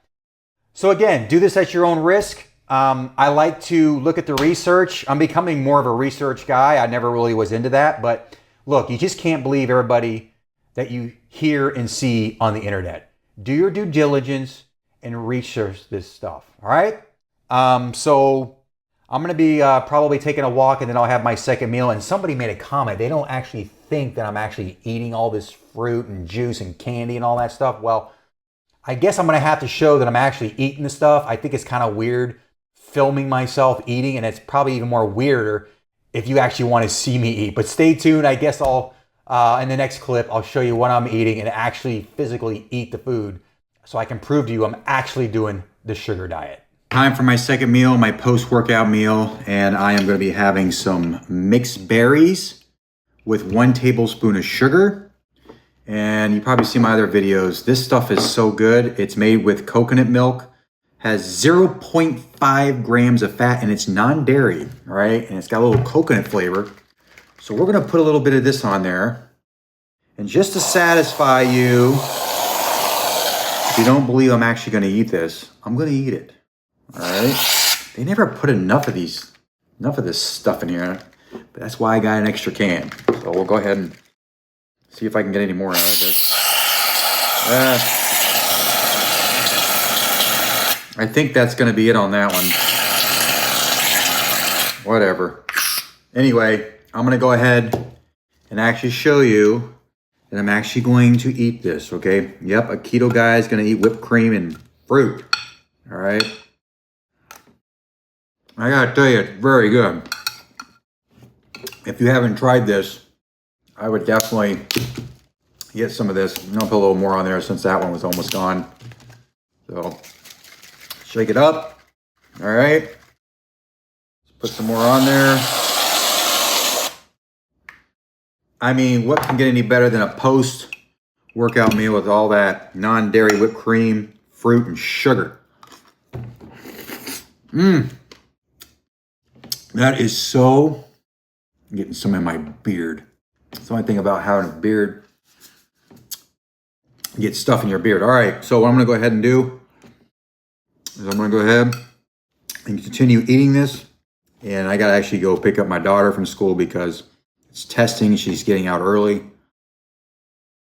I can't believe summer is almost here. Speaking of summer,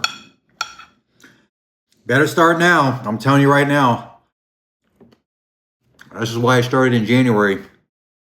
I wanted to give myself plenty of time to get in tip-top shape. So when I go on vacation, I go to the beach. I got this huge lagoon in my neighborhood. I want to feel comfortable taking my shirt off. And we're going on a cruise in July. So I definitely need to overshoot my goal by 10 pounds in case I go off the plane a little bit. But I got some time for that. I don't want to bore you. I am going to eat this whole thing, but this is going to be meal number 2. You saw the cereal, the blueberries, the cranberry juice. Just going to have fruit for my second meal. And my third meal of the day, just lean protein, egg whites, and scallops. Pretty boring, but hey, I got a backload on the protein. And tomorrow I won't have any protein because I'm not going to be working out. It's just going to be fruit. And we're just going to keep this thing going. All right, we got meal 2. Actually meal 3 on deck, right? Because I had, the cereal, the fruit juice in the morning. Then I had fruit with the whipped cream that you just saw post-workout. Now we're going to do the last meal of the day. So what I'm going to do is I bought a whole bunch of egg whites. I'm going to be doing lean protein tomorrow, no protein, all right? So I'm going to do 1 cup. I was kind of surprised. Egg whites is so lean and so full of protein that this is actually 400 calories in this 1 cup. So I'm kind of surprised at that. Was pretty shocking. Now, my protein today is probably gonna go a little bit over the 120 grams. I wanna say my protein is gonna be like, it's definitely gonna be higher. I think it's gonna be like, I don't know, 160, 170 grams of protein for today. But it is what it is. And then now, once those egg whites cook, I'm gonna go ahead and do my scallops. I got 4 servings of scallops, lots of protein in scallops. Literally, This is such low calorie but high in protein that, like, I mean, you can't go wrong with scallops and egg whites. So that's what I'm gonna do. I'm gonna go ahead and probably throw some salsa on there. It's only 5 calories in this. I figure, hey, why not? There's like only 5 calories. There's hardly any sugar. There's no fat in it. So I'm gonna go ahead and put this on my egg whites, and that's gonna be it. It's about 6 o'clock in the morning, and feel pretty good, feel pretty light. Yesterday, all I had was my cereal like I normally do in the morning, my fruit. I had my fruit juice, and then post-workout, as you saw, I just had my fruit with my whipped cream. And then for dinner, I just had a very light protein. It was my 1 cup of egg whites and 4 servings of scallops. But then I went out and got gas and actually got a Slurpee. So I added that in there as well. Pretty low on calorie yesterday. Really curious to see what I weigh today. And so let's go and jump on the scale and see if I made some progress. There we go. Looks like I almost dropped a pound overnight. I was 189.7 this morning, 188.8. So we're moving in the right direction. All right, 188.8. So I almost lost a pound. It was like 0.9, so pretty close to a pound. Today's going to be totally different. Not going to have any protein because I have no workouts today. So we're just going to do fruit and juice, and we're going to try to push that scale and try to lose at least another 2 pounds without the starch. So I'm not going to do any cereal and no protein. All right, so I've completed 3 days of the fruit fast. Today is day number 4, and we're just going to do nothing but fruit and juice. Not going to do any cereal, not going to do any whipped cream on my fruit. I'll use some table sugar, and we'll see how that goes. I guess since I started this, I'm almost down about 4 pounds. I started on Monday at 192.3. and this morning 188.8, so about 3.5 pounds or so. So almost a pound a day, and it's going very, very well. And I gotta tell you, I love the comments. Keep the comments coming. And I wanna address some of those comments in this video that just really, really stood out to me. I love the support, whether the comments are good or bad. I love the support. And look, this was a big transition for me. I've always been a keto carnivore guy, and transitioning to all fruit, I mean, that's a pretty big change from what I'm used to doing for, man, almost 10 years. So one of the comments that I noticed was, I saw someone say like, hey, if you could do a 5-day water fast, you should have no problem doing a 5-day all juice and fruit fast. Doing a 5-day fruit and juice fast, oh my gosh, it would be 10 times easier. My gym workouts wouldn't suffer, and I would still lose weight. So I might attempt that in June, but I might not, because I'm 188.8, so I've got about 9 pounds to go until I hit my goal of 180. I think I'll get there before June 1st, all right? So thank you for that comment. That gave me a great idea that if I ever want to do another, prolonged fast, I'll just do a juice fast. That'll make it 10 times easier.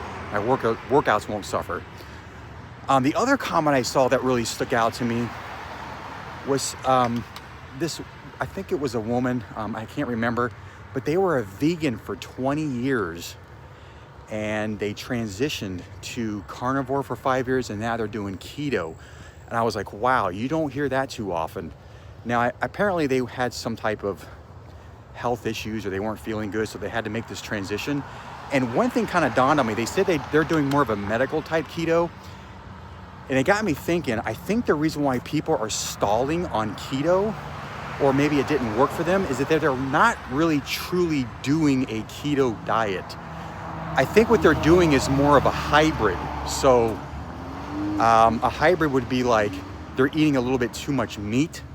I can see that happening. I know I did that as well, where I was kind of eating a little bit too much meat. So that caused me to get kicked out of ketosis sometimes. Too much meat can make you get kicked out of ketosis, because that protein is going to digest and turn into glucose. So sometimes that can actually kick you out of ketosis. A true ketogenic diet is like 75, even 85% of your calories are coming from actual fat. I think too many people are eating too much protein on keto. Real true keto is a lot more fat, and like 10 to 15%, maybe 20% of your calories come from protein, and then 5% come from carbohydrates, which is the vegetables. So I think that's where people are making the mistake and why they're stalling on keto. I've been on a lot of keto carnivore pages, and I gotta tell you, it's ridiculous. In fact, this brings up another good point. You see all these keto and carnivore pages where they're making all these like keto desserts, carnivore desserts. What does that tell you? They're missing the sugar.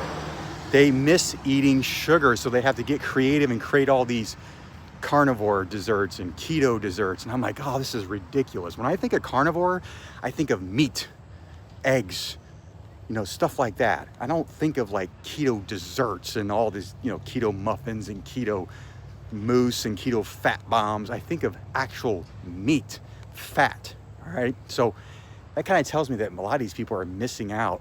They're not missing out, but they're missing the fact that they can't have sugar, all right? So that was one thing that stood out to me.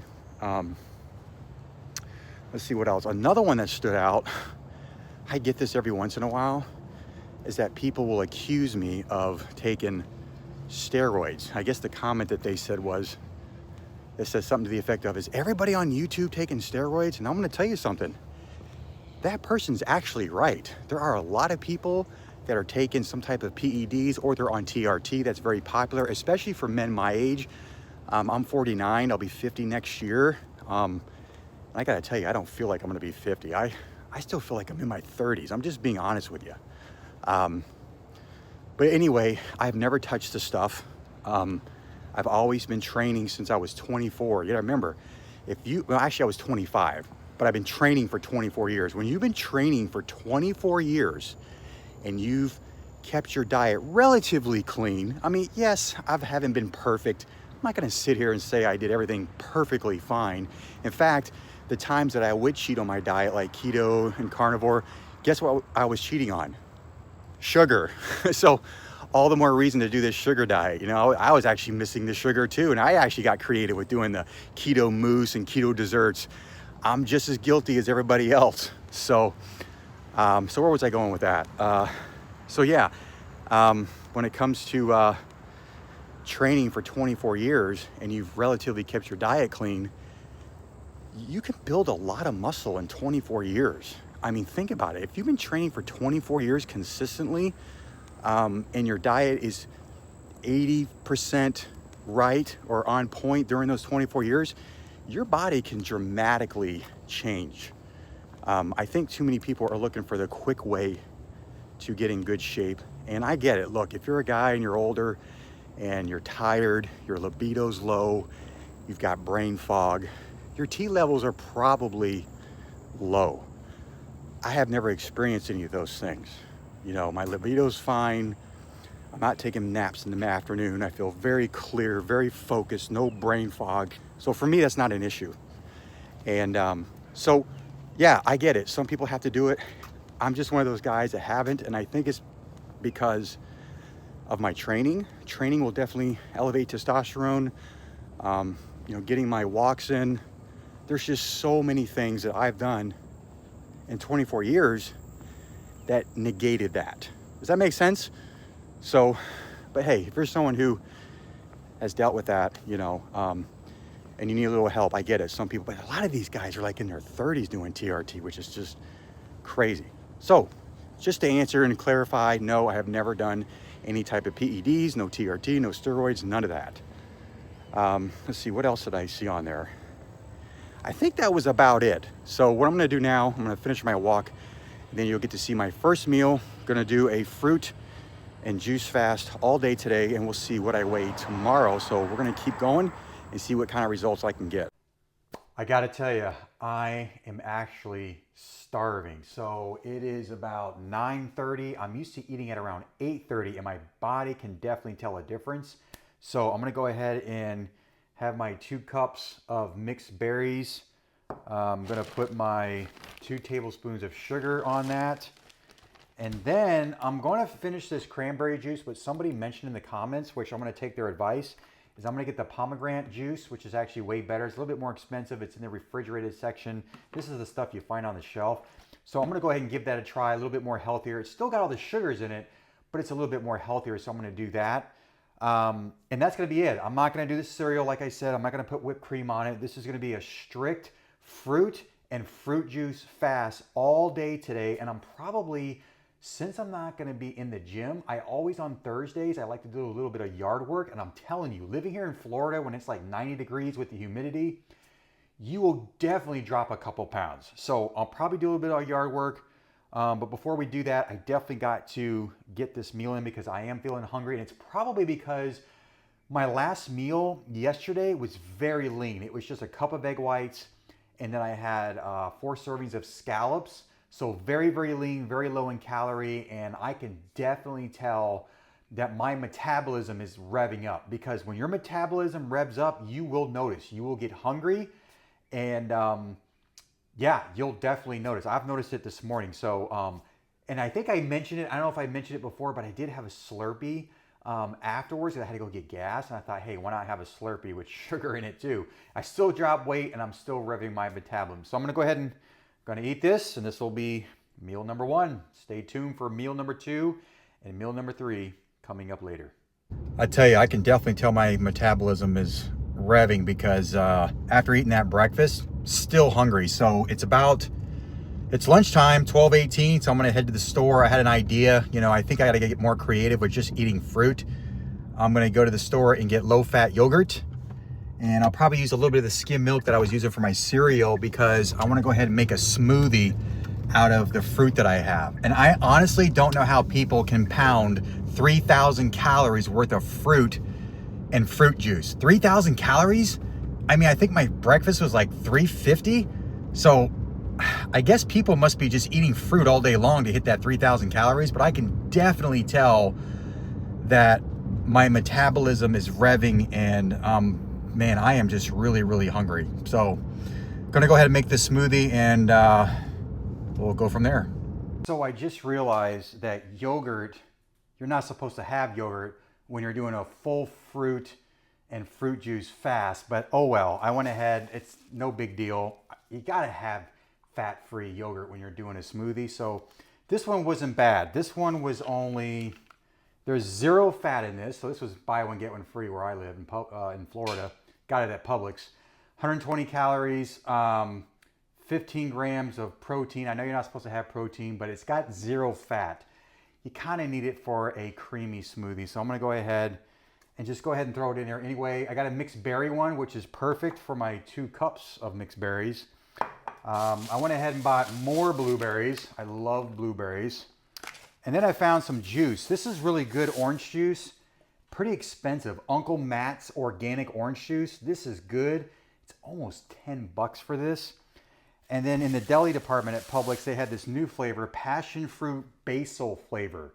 All right, this one has 110 calories for 8 ounces and 25 grams of sugar. And what else did I get? Oh, I found something pretty cool. I know it's supposed to be all fruit fast, but I found this Talenti, okay, like a sorbet, 0 fat, and has a lot of sugar. It's 160 calories. I'm sure it's not 160 calories that's for 2/3 of a cup. So there is, looks like there's what, 3 servings in this? Yeah, 3 servings. But it has a lot of sugar and 0 fat. So I figure, why not try it? So I got a mango one. And then I got, let's see, this one is a zesty lemon. So this looks good, really good too. This one's 140 calories and it's 3 servings. So really not a lot of calories in this. It's maybe 400 calories for this whole thing. But again, 0 fat, and it has 0 protein, 34 grams of sugar. Okay, so it's kind of like fruit. It's lemon, right? And it's mango. So I think these will be okay on my fruit fast today. Look, I got to get the calories in. There's no way I'm going to get 3,000 calories. And I still know I won't get that much just eating fruit and fruit juice. It's just not going to happen. But we're going to go ahead. I'm going to make that smoothie and then we'll be done. And we're going to go ahead and have this for meal number 2. I got to tell you, this smoothie turned out pretty good. So what I did is I put just a half a cup of the skim milk. I did one of those yogurts that you just saw. And then I added just a little bit of this, this new fruit juice that I saw, passion fruit with basil. Really, really good. And then I added 2 teaspoons of sugar. All right, so this, oh yeah, this looks like it's gonna be absolutely amazing. I'm gonna give this a try and make sure it's, I mean, I just like the way the color looks on that.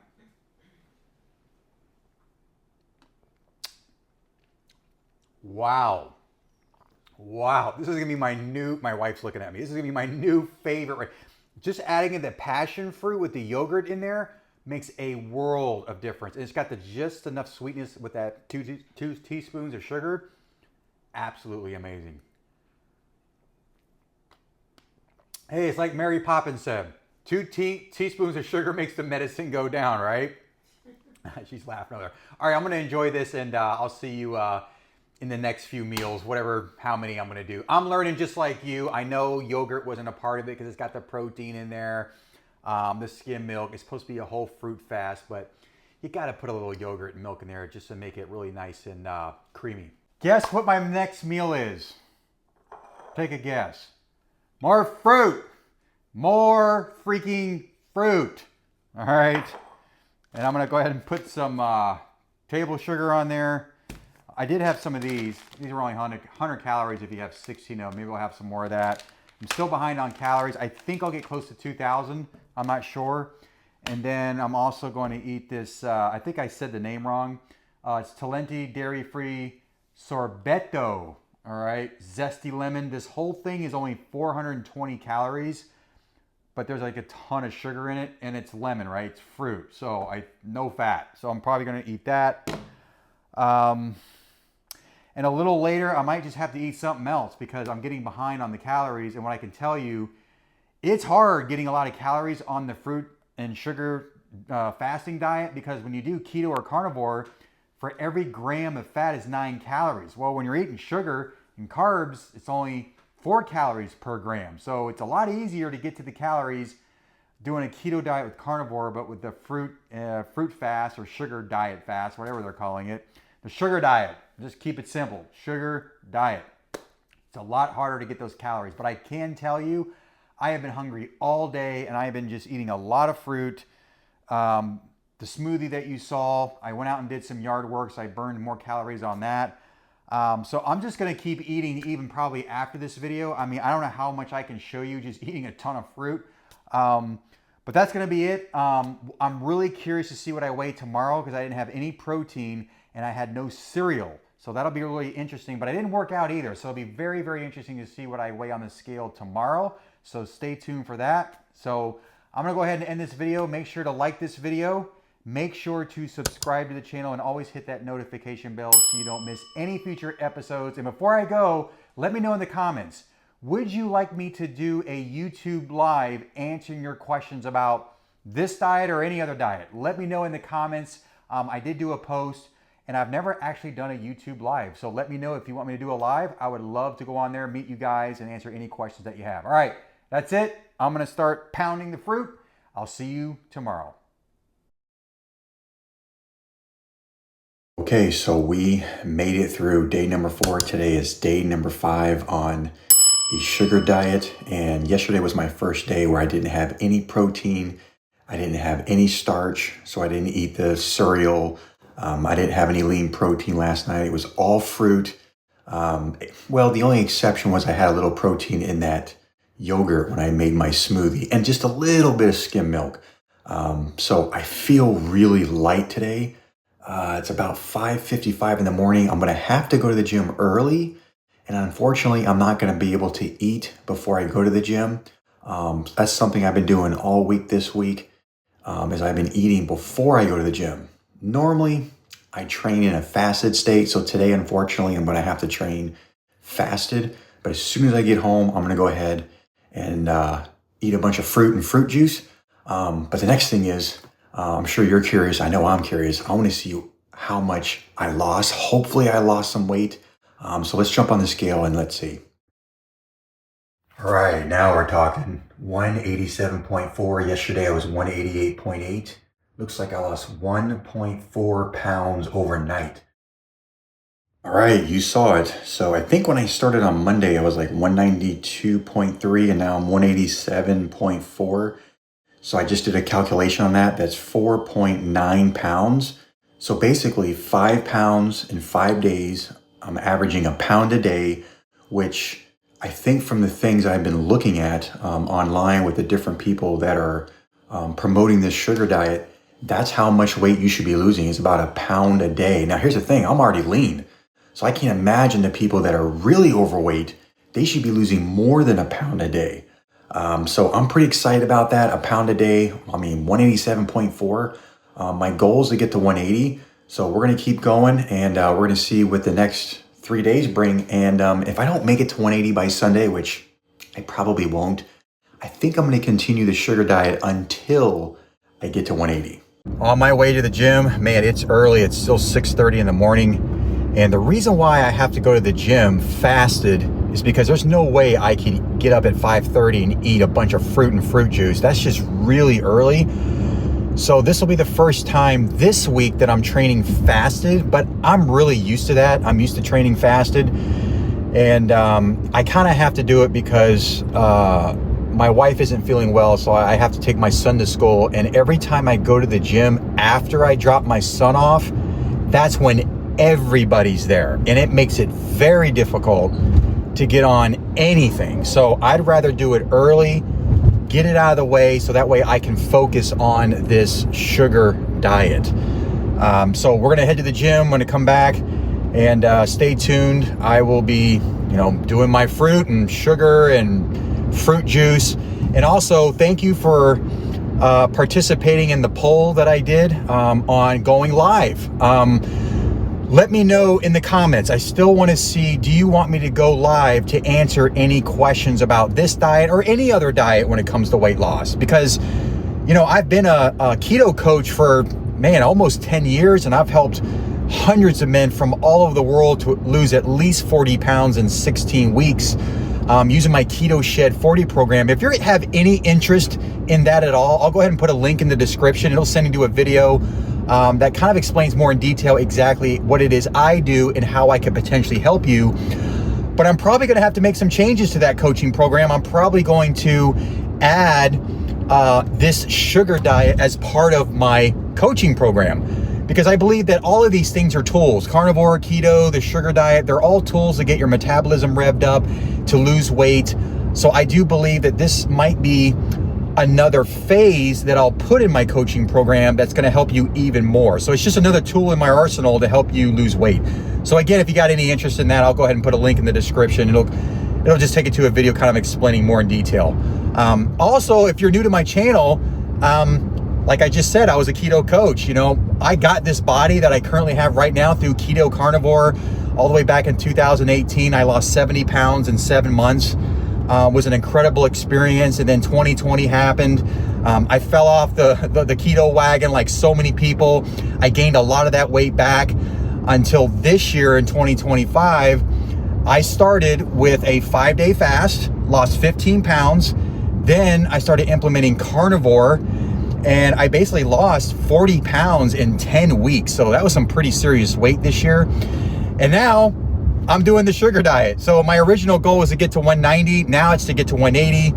And I'm almost there. I'm only about 7 pounds away. So that's who I am. I'm glad you're supporting the channel. Keep those comments coming. I love seeing the comments and the participation.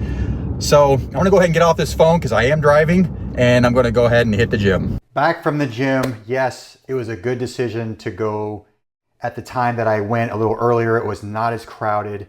So I went to the gym, came back, had to take my son to school, just came back. So it is 10 o'clock and I still haven't eaten yet. However, I was sipping on my fruit juice as I was taking my son to school. And then we're gonna have same thing, mixed berries, all right?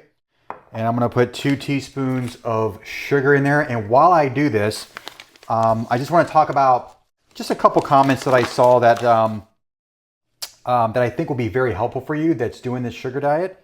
So the first thing is someone wanted to know what exactly had been my macros during this sugar diet. Now, let me just be clear about something first before I tell you,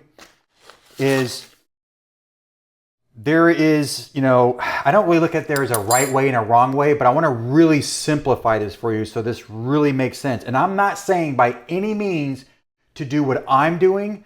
I'm the type of guy where I like to make modifications. I'm the same way when I like make a recipe for something.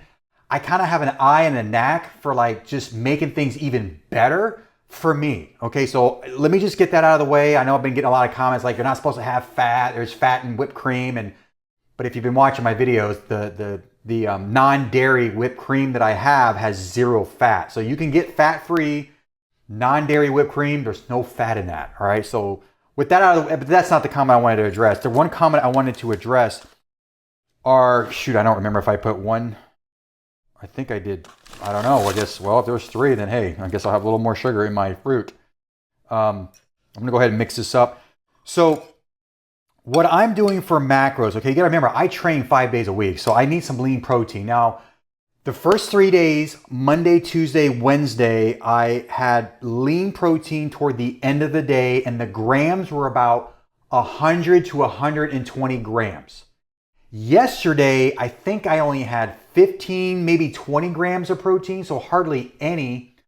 Again, 0 fat, because yesterday was kind of like my fruit fast or my sugar fast. Now, obviously, I had some yogurt in there. You're not supposed to have that on a full fruit fast, but I had to put it in there to make that smoothie, and I put like a half a cup of skim milk. So I think it was like 20 grams of protein, but there was 0 fat, and I kid you not, I had 400 grams of carbohydrates. I mean, if you would have told me that I could lose weight off of 400 grams of carbs coming from sugars, I would have laughed at you. So as you saw on the scale this morning, I lost weight eating 400 grams of carbs. I've never eaten that much carbs in my life. All right. So with that out of the way, I've watched like some of Mark Bell's videos and some of Cole Robinson's videos. And I like what Mark Bell is doing, because I'm kind of doing something similar. So I'll have about 100, 120 grams of protein toward the end of the day, 0 fat, and then as much carbs as you want, okay? If you really want to make this simple, this is all you got to remember when it comes to the macros. Whether you're having protein or not protein, the number 1 macronutrient you should be focused on, well, 2 actually, is obviously the carbohydrates. You can have as much as you want, a lot of sugar, but it's got to be, I would say 30 grams of fat and lower. Okay, that's what Mark Bell is doing. I can tell you for me, I've been only eating 10 grams of fat. So that's really, really low. As long as you're staying like 30 grams of fat and lower, that's actually okay. But again, mine's only 10 grams. That's like hardly anything. Total opposite of keto. This is what it's really easy to remember. With keto, you're only allowed to have 30 grams of carbohydrates, but with the sugar diet, it's the exact opposite. You can have as much carbs as you want, but the fat needs to be 30 grams or lower. That's all you gotta remember. Keto, it's 30 grams of carbs or lower. With the sugar diet, it's 30 grams of fat or lower, or you could just go to complete 0. I've been at 10 and I'm still losing weight. Now, I know there's some people on here, a couple comments that I saw where some people are actually gaining weight on this diet. That's kind of interesting. I have not so far in this all 4 days, because I started on Monday, today's Friday. I haven't gained weight at all. I've actually been losing weight. And I'm eating 400 grams of sugar, which is just absolutely nuts. So what I'm doing, so Monday, Tuesday, Wednesday, I did the basically fruit and juice morning to afternoon, and then I had lean protein at night. That's what I did on Monday, Tuesday, Wednesday. Yesterday, I didn't have any lean meat, no egg whites, none of that. And I just did a fruit fast. Yeah, I put a little yogurt in there, so I had a little bit of protein and the skim milk. And then today, honestly, I'm kind of undecided. I don't know if I want to put the lean protein back in there. Maybe what I should do is, 3 days of lean protein at the end of the day, and then the other 3 days, it's just sugar and fruit. So that would be a fair way to do it. I would say Monday, Tuesday, Wednesday, I did my fruit, had lean protein at night, and then maybe yesterday, today's Friday, and tomorrow maybe just do the fruit and fruit juice fast only. And then Sunday is kind of up in the air. You know, I don't know what I'll do Sunday. Maybe I'll put the protein back in there. I think that would be a good strategy. 3 days of fruit juice and fruit in the morning, backloaded with protein for your meals. And then the other 3 days, just do a fruit and fruit juice fast. That's what I'm going to do. Again, you can do what you want. I'm not saying you need to do this, but because my situation is a little different, I've only got like 8 pounds to lose. I'm fairly lean already. If you're very overweight, maybe you just want to just stick to the fruit and fruit juice. Just stick for that for 7 days and no protein, no fat, and see how that works for you. For me, I'm modifying it a little bit because it's right for me. It may not be right for you, but hey, you can follow along, choose to do that if you want. So I'm gonna go ahead and finish the rest of my juice here. My mixed berries with sugar, and I couldn't remember if I put 2 or 3. I may have to go back and look at the video. And I am tracking calories. I know a lot of people say you don't have to track calories. I'm only doing it because I want to see if I'm eating enough. I don't want to be falling too below my calories and I'm not eating enough. So I just want to track it just to see how much I'm consuming. And if I notice that I'm not consuming enough, well, at least I got something to look at to be like, okay, I need to eat more calories. All right. So this is going to be meal number 1. And I'm going to go ahead and eat that and stay tuned for meal number 2. Just got back from a 45-minute walk and now I am hungry again. So we're going to do meal number 2. This will be my lunch. And because I liked that shake yesterday, I'm going to do it again, but I'm going to show you exactly how I made it. So I just did a half a cup of fat-free milk. Let me be clear, fat-free, all right? It's only 40 calories, 0 grams of fat. It's probably backwards, the way you're viewing it. So we're going to put some of that in there. Also yogurt, yes, it has protein, but once again, 0 fat. This is fat-free yogurt. It's got some berries in it, which works perfectly with my 2 cups of berries that we're going to be putting in there. And then we'll put 2 teaspoons of actual sugar to sweeten up. And then I put like just a splash of this that I got at my local grocery store here. Publix passion fruit basil flavor. Excellent. So let's go ahead and just start this. I've already got the half a cup of milk in here already. So we're going to go ahead and put the fruit in there. And I got to tell you, I love this so much.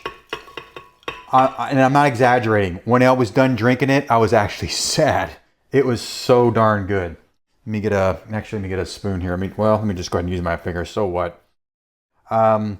So far, after I have all of this, I think I'll be up to like 700-800 calories.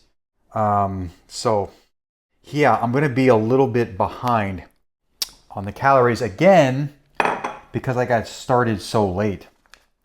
So now we're going to go ahead and we're going to open up our yogurt. This is Siggy's. I guess I'm saying that right. And it's a mixed berry. So we'll go ahead and we'll put that in there. Probably should have put the yogurt on the bottom. Well, we'll see. We'll mix it up. It'll be all right. And this only has like 15 grams of protein. I know you're not supposed to really have protein on your juice fast, but 15 grams, I mean, it's not going to do anything. I've actually been seeing some comments too of people that are actually gaining weight on this diet. That's kind of interesting. I'm not sure why that would be happening. I don't know exactly what you're eating that's causing that.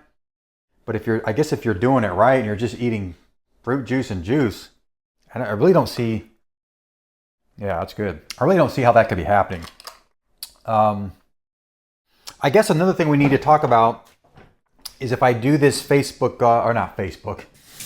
I do this YouTube live, what would be a time in a day that you would want me to do it? I'm on the East Coast, so keep that in mind. I'm here in Florida.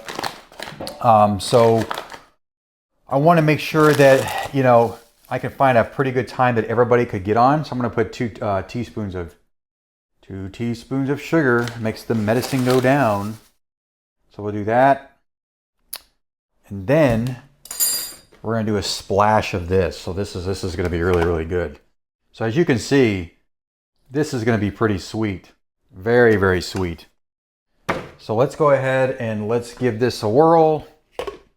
And we'll have meal number 2. All right, it's done. I wanted to spare you that loud noise from the blender. But something I saw, a really interesting comment. Let's just check out. Look at that color. I mean, whoa, that looks so good. This one looks like it's a little bit thicker, which I would rather have a little bit thicker of a shake than it was a little watery. I think now I've got the perfect consistency where it's going to fill this entire cup. That is awesome. So here's a comment that I saw that makes a lot of sense. So if you're familiar with doing keto and carnivore, what do keto and carnivore people typically do when they have a refeed or a cheat meal? They cheat on sugar. So check this out.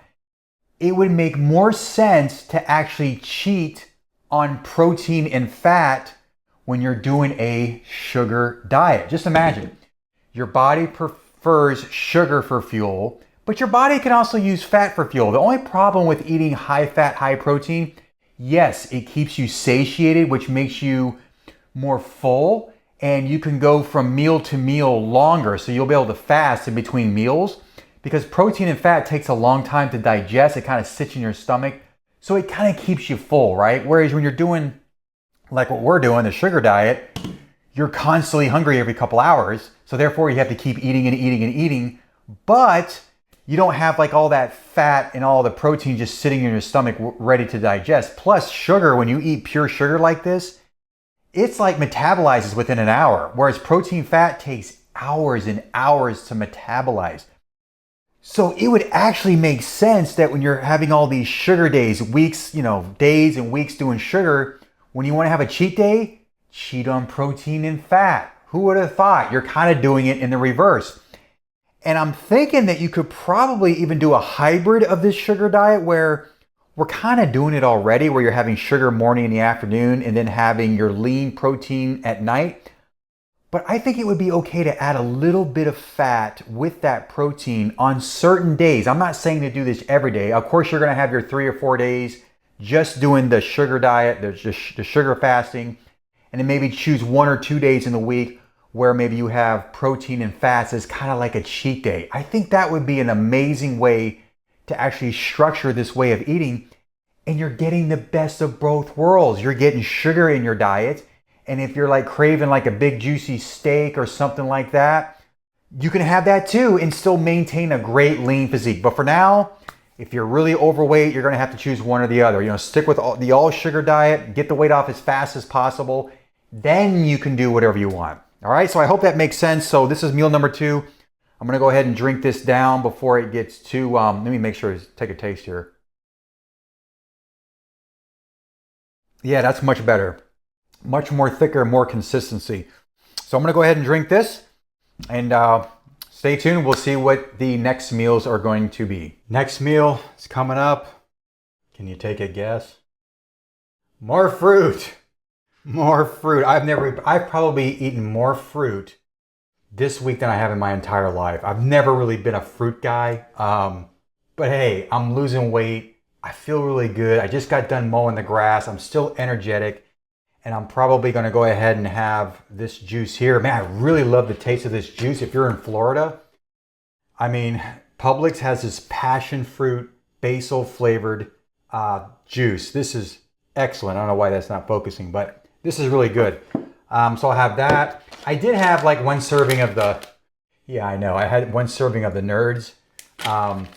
I don't really eat too much of this. I just got it just to throw back 16 little small little gummy Nerds, and they're like 100 calories, whatever. And I think I need to get more calories in. I think I'm going to be a little short only because I started late. If anything, I'll just eat a little longer. I'll have to just eat more. But my performance in the gym has been absolutely incredible. I'm getting leaner. It'll be very interesting to see how much I weigh tomorrow. I think I said I was 187.4. It'd be great if I can get to 186, 185. And I know I'm not going to get to 180 by Sunday, so I think I'm going to continue doing this sugar diet or sugar fast until I hit that 180. It's interesting. I didn't even mention this, but there are people that I wasn't even aware that actually live in my neighborhood who are watching these videos. I literally had someone, I was taking a walk outside and I had someone, pull over into the golf cart lane, and I thought, why is this person pulling over? They roll down their window. They're like, hey, my husband watches your videos. He's lost 25 pounds. And I'm like, wow, that's amazing. Now, he probably lost the 25 pounds doing the keto carnivore because I just started this sugar diet. But she is aware that I'm actually doing this, and he probably is too, this sugar diet for a week or two until I get to 180. And then I have another guy on my street who told me he's lost 10 pounds just watching my videos. It's as simple as that. I mean, yes, a lot of my videos, if you go back, I talk a lot about keto and carnivore. So that's primarily what I do and help people. But like I said earlier, I'm probably going to integrate this into my coaching program for people who are just really struggling with the energy and the weight's just not moving. I mean, look, there are people who do keto carnivore that really struggle, and it's for a variety of reasons. It's all going to depend on your dieting history. I don't know if you're aware, but every time you try to lose weight, you ever notice it gets harder and harder and harder? There's a reason for that, okay? And a lot of people really, really struggle losing the weight the second time, the third time, the fourth time. Everybody's genetics are different. People have different things going on in their body. It's really hard to determine and say that, hey, this diet 100% will work for everybody. That's just not true. I've even watched the comments. Some people are saying, hey, I've been a keto carnivore guy all my life. I'm really afraid to do this sugar diet. Look, I was a keto carnivore guy since 2015? I've been doing this on and off for almost 10 years. I was afraid too, but it's like, look, what do you got to lose, right? The best case scenario, you're going to lose a few more pounds. Worst case, maybe you gain like 5 pounds in a week. So what? Because you do keto and carnivore, you'll know exactly what to do to get back on track to lose that weight again if the sugar diet doesn't work. But I got to tell you, it's really nice that you can drink these like really sweet drinks and the fruits and I can also backload it with lean protein at the end of the night if I choose to. And it's a win-win. It's the best of both worlds. You can have pretty much anything you want. The only thing I don't do right now is starches. I was starting off with starch when I had the cereals, but I only did that for 3 days. Now I'm taking out all the starch.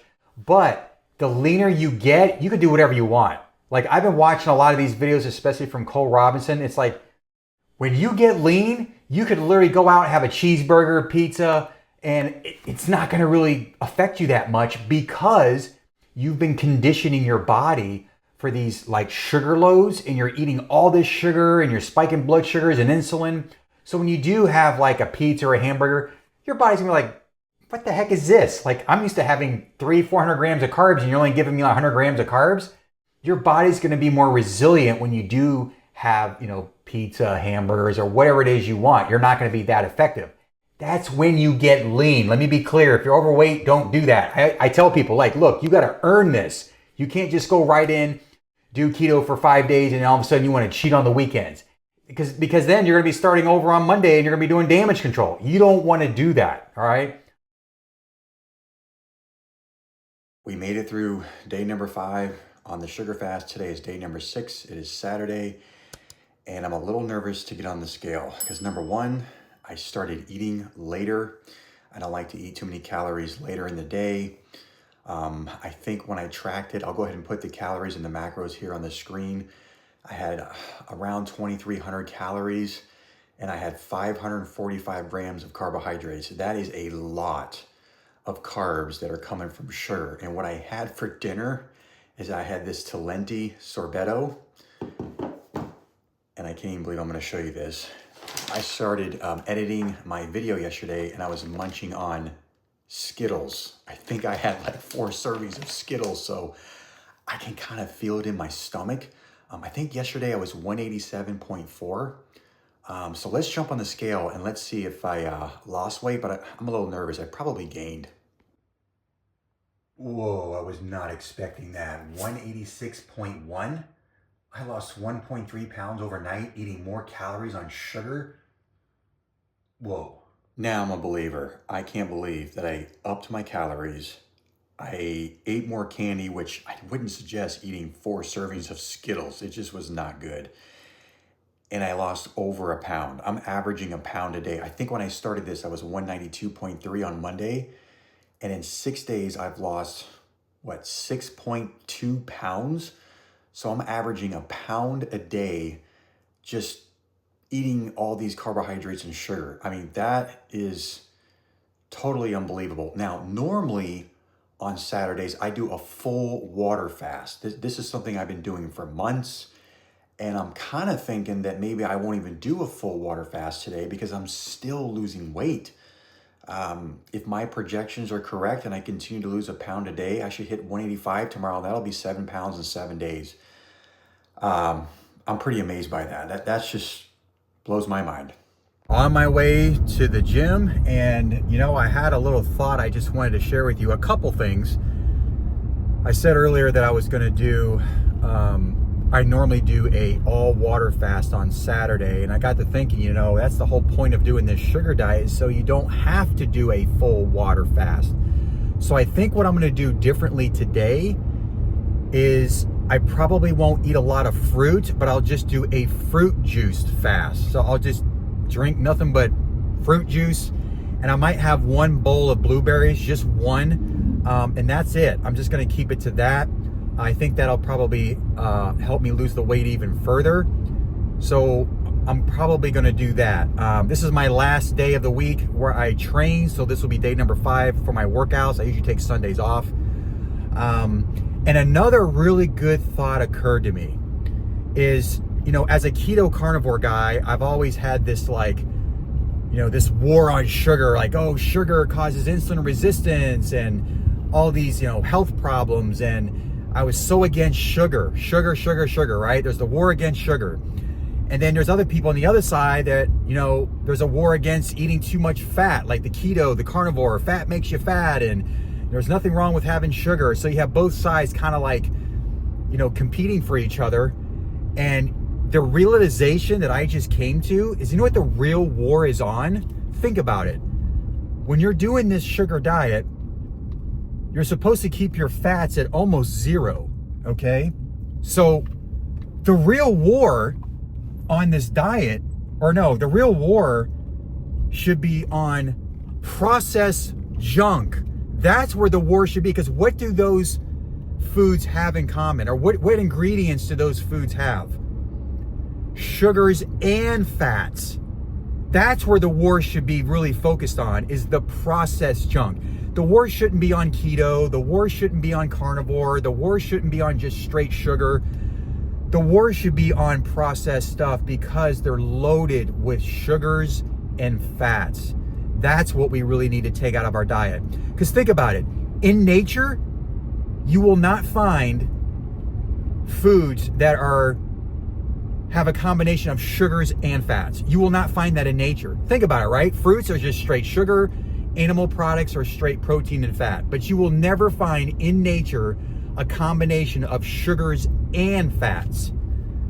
So that's pretty eye-opening to me, that we shouldn't be warring against each other. We shouldn't be warring with the carnivore keto people, which, at heart, I am a carnivore keto type of person. And the war shouldn't be on sugars either. Straight sugar without the fats, of course.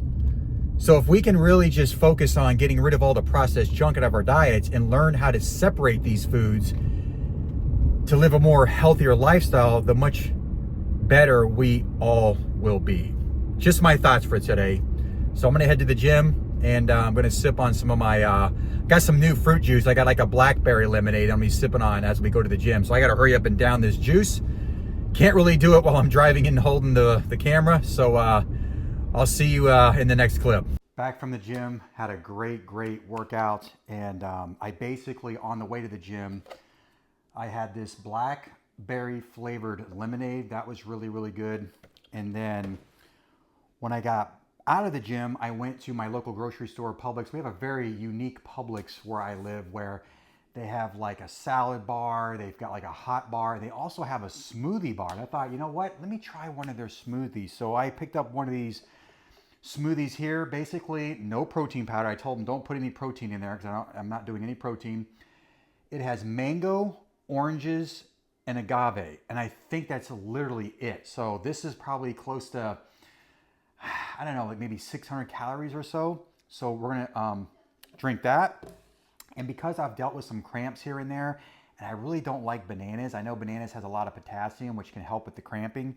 I got some organic orange juice, so that should really help as far as helping with the cramping. So got the orange juice, and then what I'm going to do, I think the only time I'm actually going to eat solid food like fruit is right now with that smoothie. 2 cups of blueberries, I'll put some table sugar on it, and that's it. I think the rest of the day I'm just going to do a juice fast. And you know, that kind of reminds me of something. You know, I started thinking about this whole thing. And remember back in the 80s and 90s where people were doing like these I don't know what they were called, like a juice diet or a smoothie diet. You know, it was a big craze that everybody was doing.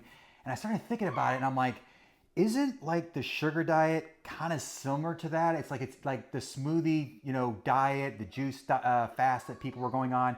It's just been repackaged, and now it's called the sugar diet.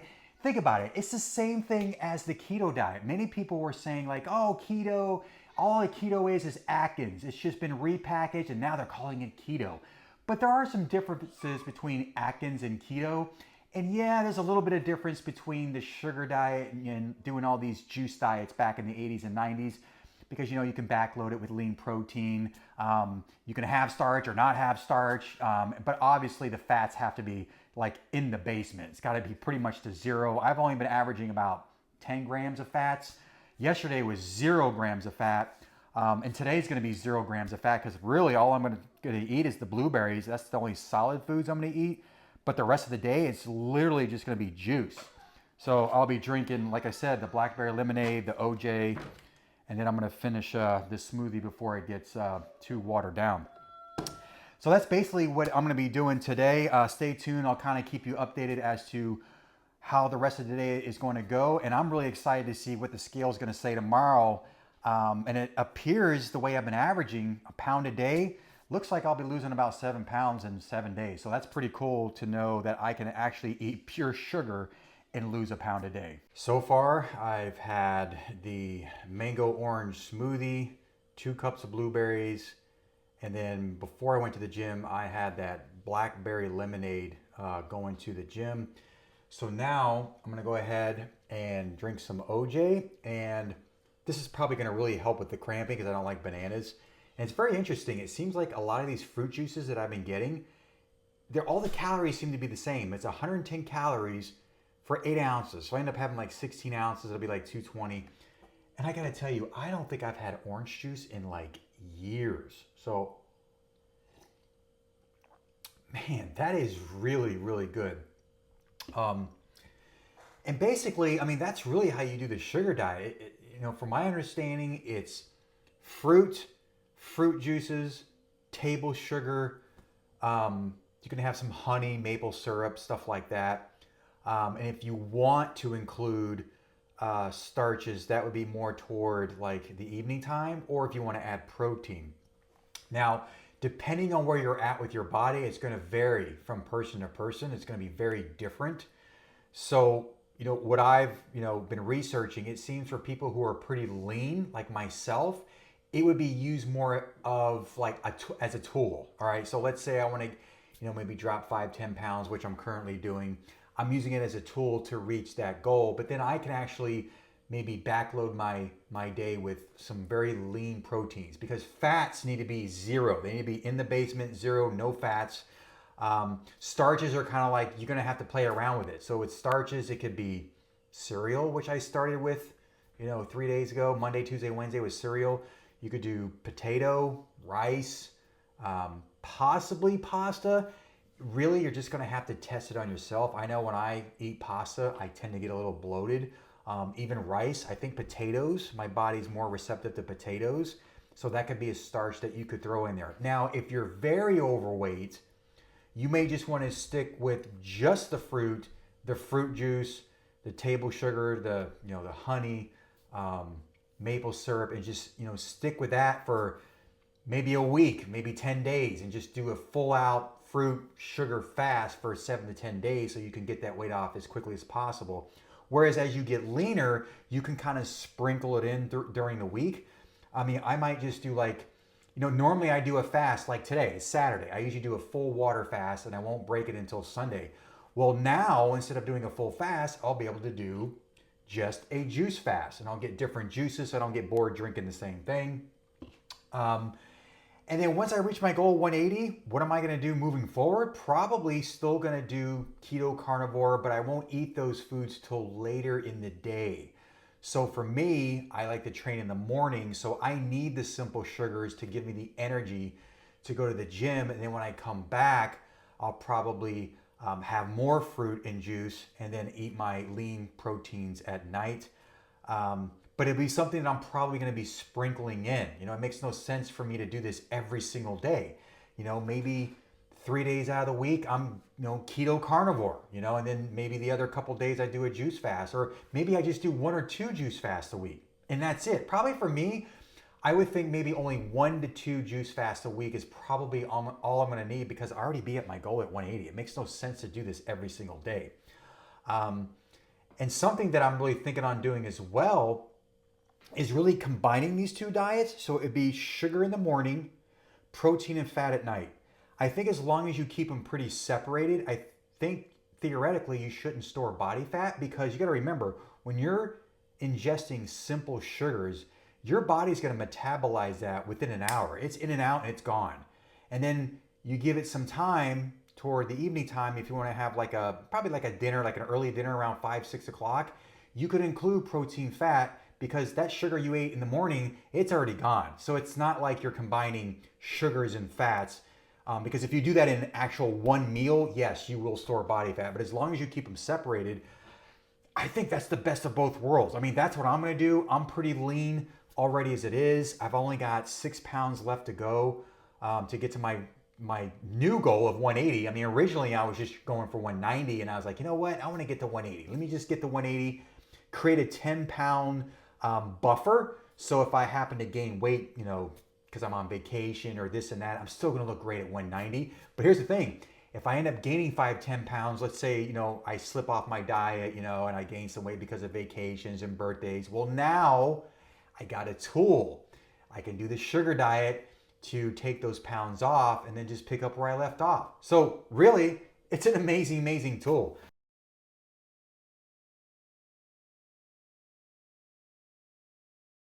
It's about 6:30 in the morning, and today is day number 7 of the sugar diet.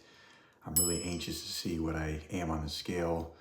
Now, the only thing I did different yesterday is, instead of having solid fruit all day, I just did a juice fast, with the exception I had 1 bowl of blueberries, and that was it. The rest was smoothies, juices, table sugar on my blueberries, and that's pretty much it.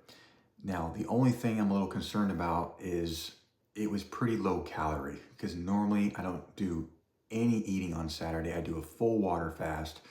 So I decided, let me just do a juice fast instead of doing a full water fast.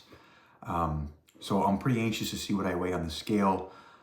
If you haven't watched any of my videos, I've been doing this for 7 days. I'm a keto carnivore guy. I wanted to give this a shot to see if I could actually lose a pound a day. Okay, so far I've been losing a pound a day. I've dropped about 6.1 pounds, something like that. Yesterday I was 186.1. So I want to see what I actually weigh on the scale today. So let me go jump on the scale and let's see what I weigh after 7 days of doing the sugar diet. All right, looks like I lost almost another pound, not quite, 0.8. I think I was 186.1. Now I'm 185.3. That's pretty amazing. So there you have it. It looks like I lost exactly 7 pounds. I started on Monday of last week at 192.3. This morning I was 185.3. It can't get any better than that. To the T, 7 pounds. So I lost 1 pound every single day doing this sugar diet, or sugar fasting as they're calling it now. Pretty amazing results. I actually feel really, really good. And yeah, let's just see what my physique looks like. So the real test is sitting down, right? Sitting down. I mean, pretty lean, I would say. I'm gonna go ahead and throw up a picture of what I actually weighed at the beginning of this year. I'll go ahead and put it over here on the screen. I mean, the results are just insane. Now, I did start the year off with a 5-day water fast. I lost 15 pounds. And then I did the carnivore diet, threw in a lot of intermittent fasting. I did an egg fast. So that's, I think I lost like 40 pounds in 10 weeks doing carnivore and intermittent fasting. And I did a little bit of, like an egg fast. And then I decided to make a total transition and do this sugar diet, which is just absolutely insane. So I'm pretty excited with the results. Today, I am gonna break my sugar fast with some lean protein. I might have a little bit of starch at the end of the day, we'll see. But we're gonna start the morning off, normally with some juice, maybe some fruit. And I will be going live today at 11 a.m. Eastern. Now, by the time you see this video, that would already have happened. So make sure to go back and watch that as I'll be answering some of your questions. Looks like we got some hot air balloons flying over our house this morning. Get another one over there somewhere.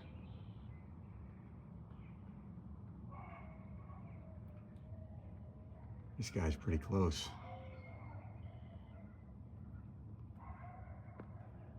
Just realized I gotta get more fruit.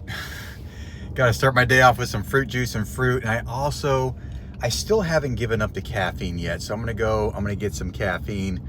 I usually just drink the 0 calorie, 0 sugar. I know it's not supposed to be 0 sugar, but I still like my Ghost drinks. I like the taste, I like the caffeine. It's probably more out of habit than anything else. I probably don't even need it. It's just a habit that I have, just like many coffee drinkers, right? One question I got is, people are seeing how much weight I've lost. They've asked me, have I done any cardio? And to answer that question, no cardio, unless you count walking in my neighborhood as cardio, but I've done no treadmill, no Stairmaster. And I did all that stuff back in 2018. I did lots of cardio when I did my first transformation, where I lost 70 pounds in 7 months doing the keto diet with intermittent fasting.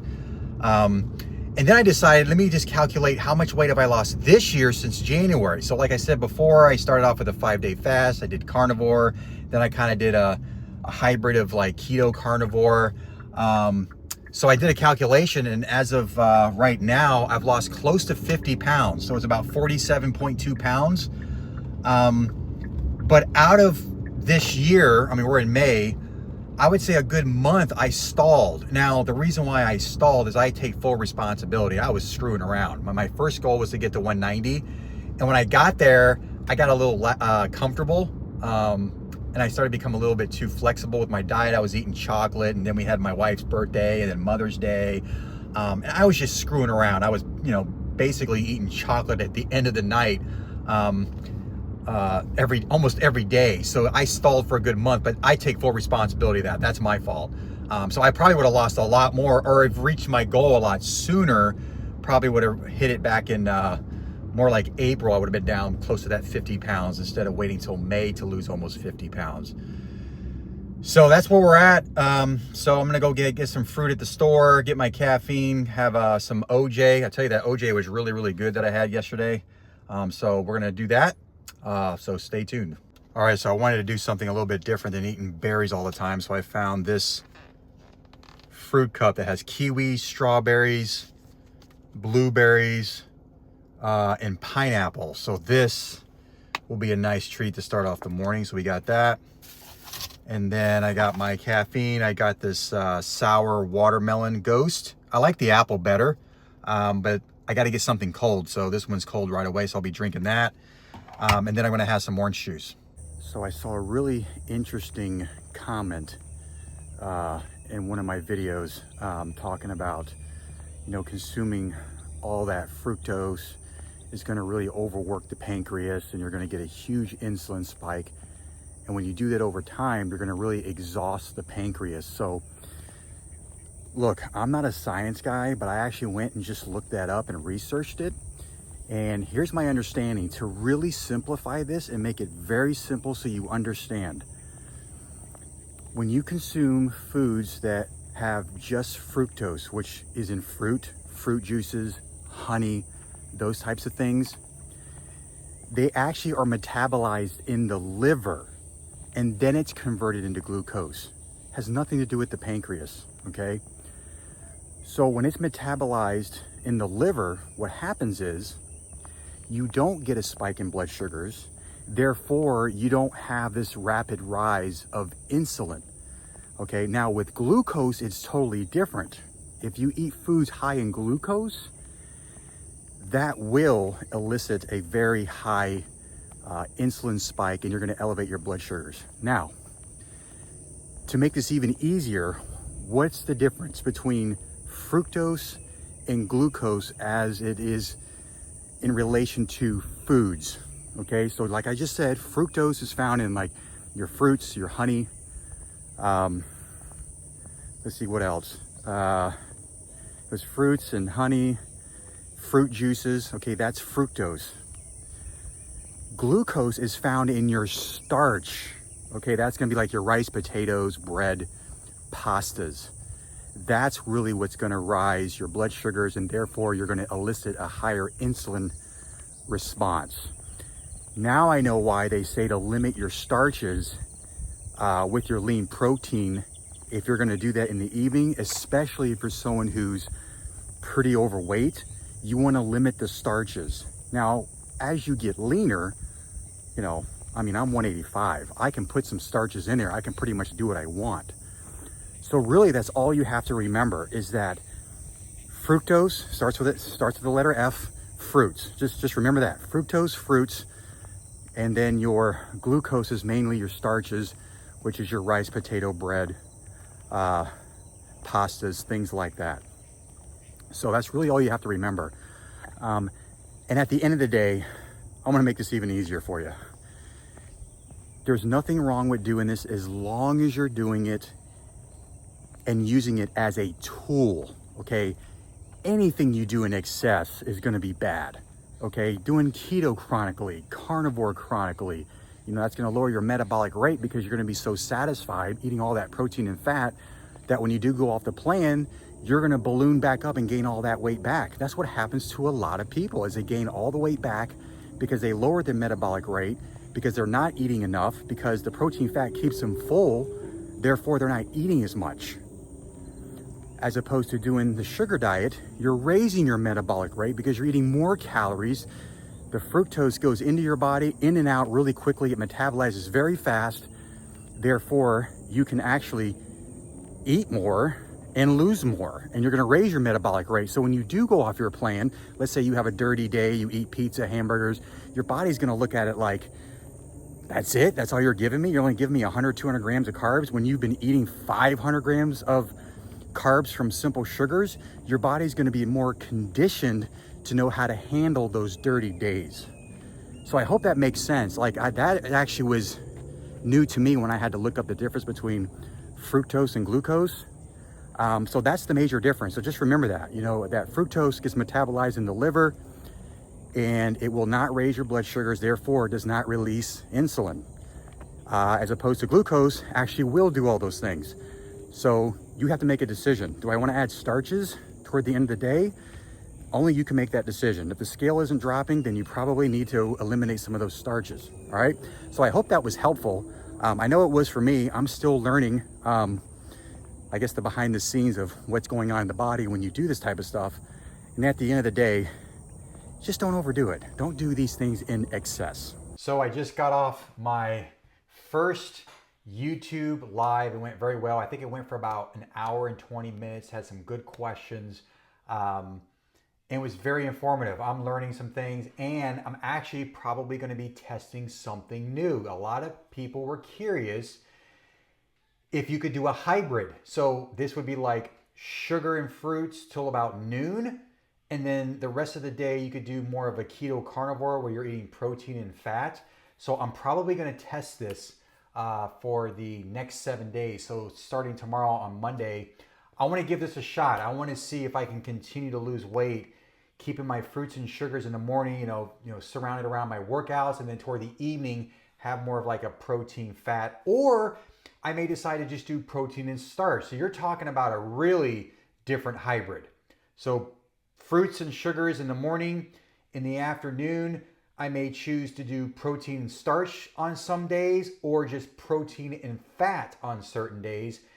And at the end of the day, it sounds like it's going to be a pretty well-balanced diet as long as you're just separating all the foods. But for now, it is Sunday.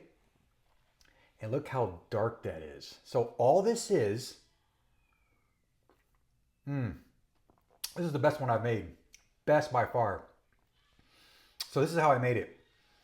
No skim milk, no yogurt, because I didn't want to have the protein in there, and I want anyone in the comments blasting me because I'm putting yogurt and milk in there. And no table sugar, strictly 2 cups of blueberries. That's it. That, and one more thing. I got this at my local grocery store. It's a natural blackberry flavored lemonade. So I put this with 2 cups of blueberries. It actually tastes better than the one I made with the yogurt and the skim milk. I was like, whoa, this is a better way to consume blueberries. Is just have it in a shake. It's absolutely amazing. So if you weren't on the live, make sure to go back and watch it. It's about 1 hour and 20 minutes. I really appreciate the support. And I thank you for those of you, who made a donation with the super chats. That's just wasn't expecting that. This is my first time. I never done, super chats or super stickers. I'm kind of new to all this. So any way you can donate something the next time I do a live, that would be incredible. That would really help me continue this diet. Because I'll tell you what, fruits are pretty expensive. Anyway, so what I plan on doing today is I'm going to continue doing the fruits. Let's see, I think it's about 12:30, almost 1 o'clock. I'll continue to have some fruit juices and some fruits. I might snack on a little bit of candy. And then by the end of the night, probably around 5 p.m., I'm going to have some lean protein. I think what I'm going to do is I'm going to have some lean chicken patties. So kind of like these chicken burgers or whatever. I already grilled them. They're ready to go, ready to eat. I'm going to have some scallops. And I might actually throw in some egg whites. And maybe I'll do like my cauliflower stir fry rice, just for some like veggies and stuff. And that might be it for the rest of the day. So stay tuned for that next meal. But other than that, losing 1 pound a day, it's incredible. It'd be interesting to see that when I do this hybrid starting tomorrow, if I continue on that trajectory of losing 1 pound a day. Ain't nobody out here taking a walk right now. It is like 91, 92 degrees, 4 o'clock. I'm just out here taking a walk after I had a pretty big sugar load with the fruit juice, the smoothie, had just a little bit of candy, just a little bit of Skittles. And I think I'm gonna break the sugar fast with some lean protein. I'm gonna do some scallops, 2 chicken patties, and I think I might do a cup of egg whites, and that's gonna wrap it up. So I'm gonna finish this walk, head home. We're gonna go ahead and make that meal. Time to break the sugar fast.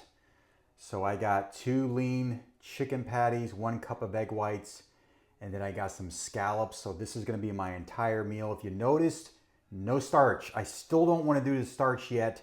I think what I'm going to do for this entire week is I want to experiment with a hybrid. I want to do sugar and fruit morning to afternoon, and maybe a keto meal at night to see how well that works.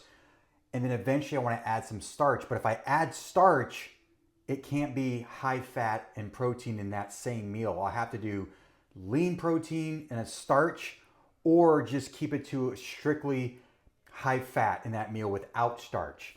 But I'm going to take this one step at a time. I think what I'm going to do this week is I'm going to have protein every day toward the end of the day, without the starch, all right, until I get to 180. My goal is to get to 180. And once I hit that goal, then I'm gonna test the keto at night, add some fat at night instead of just eating the lean protein.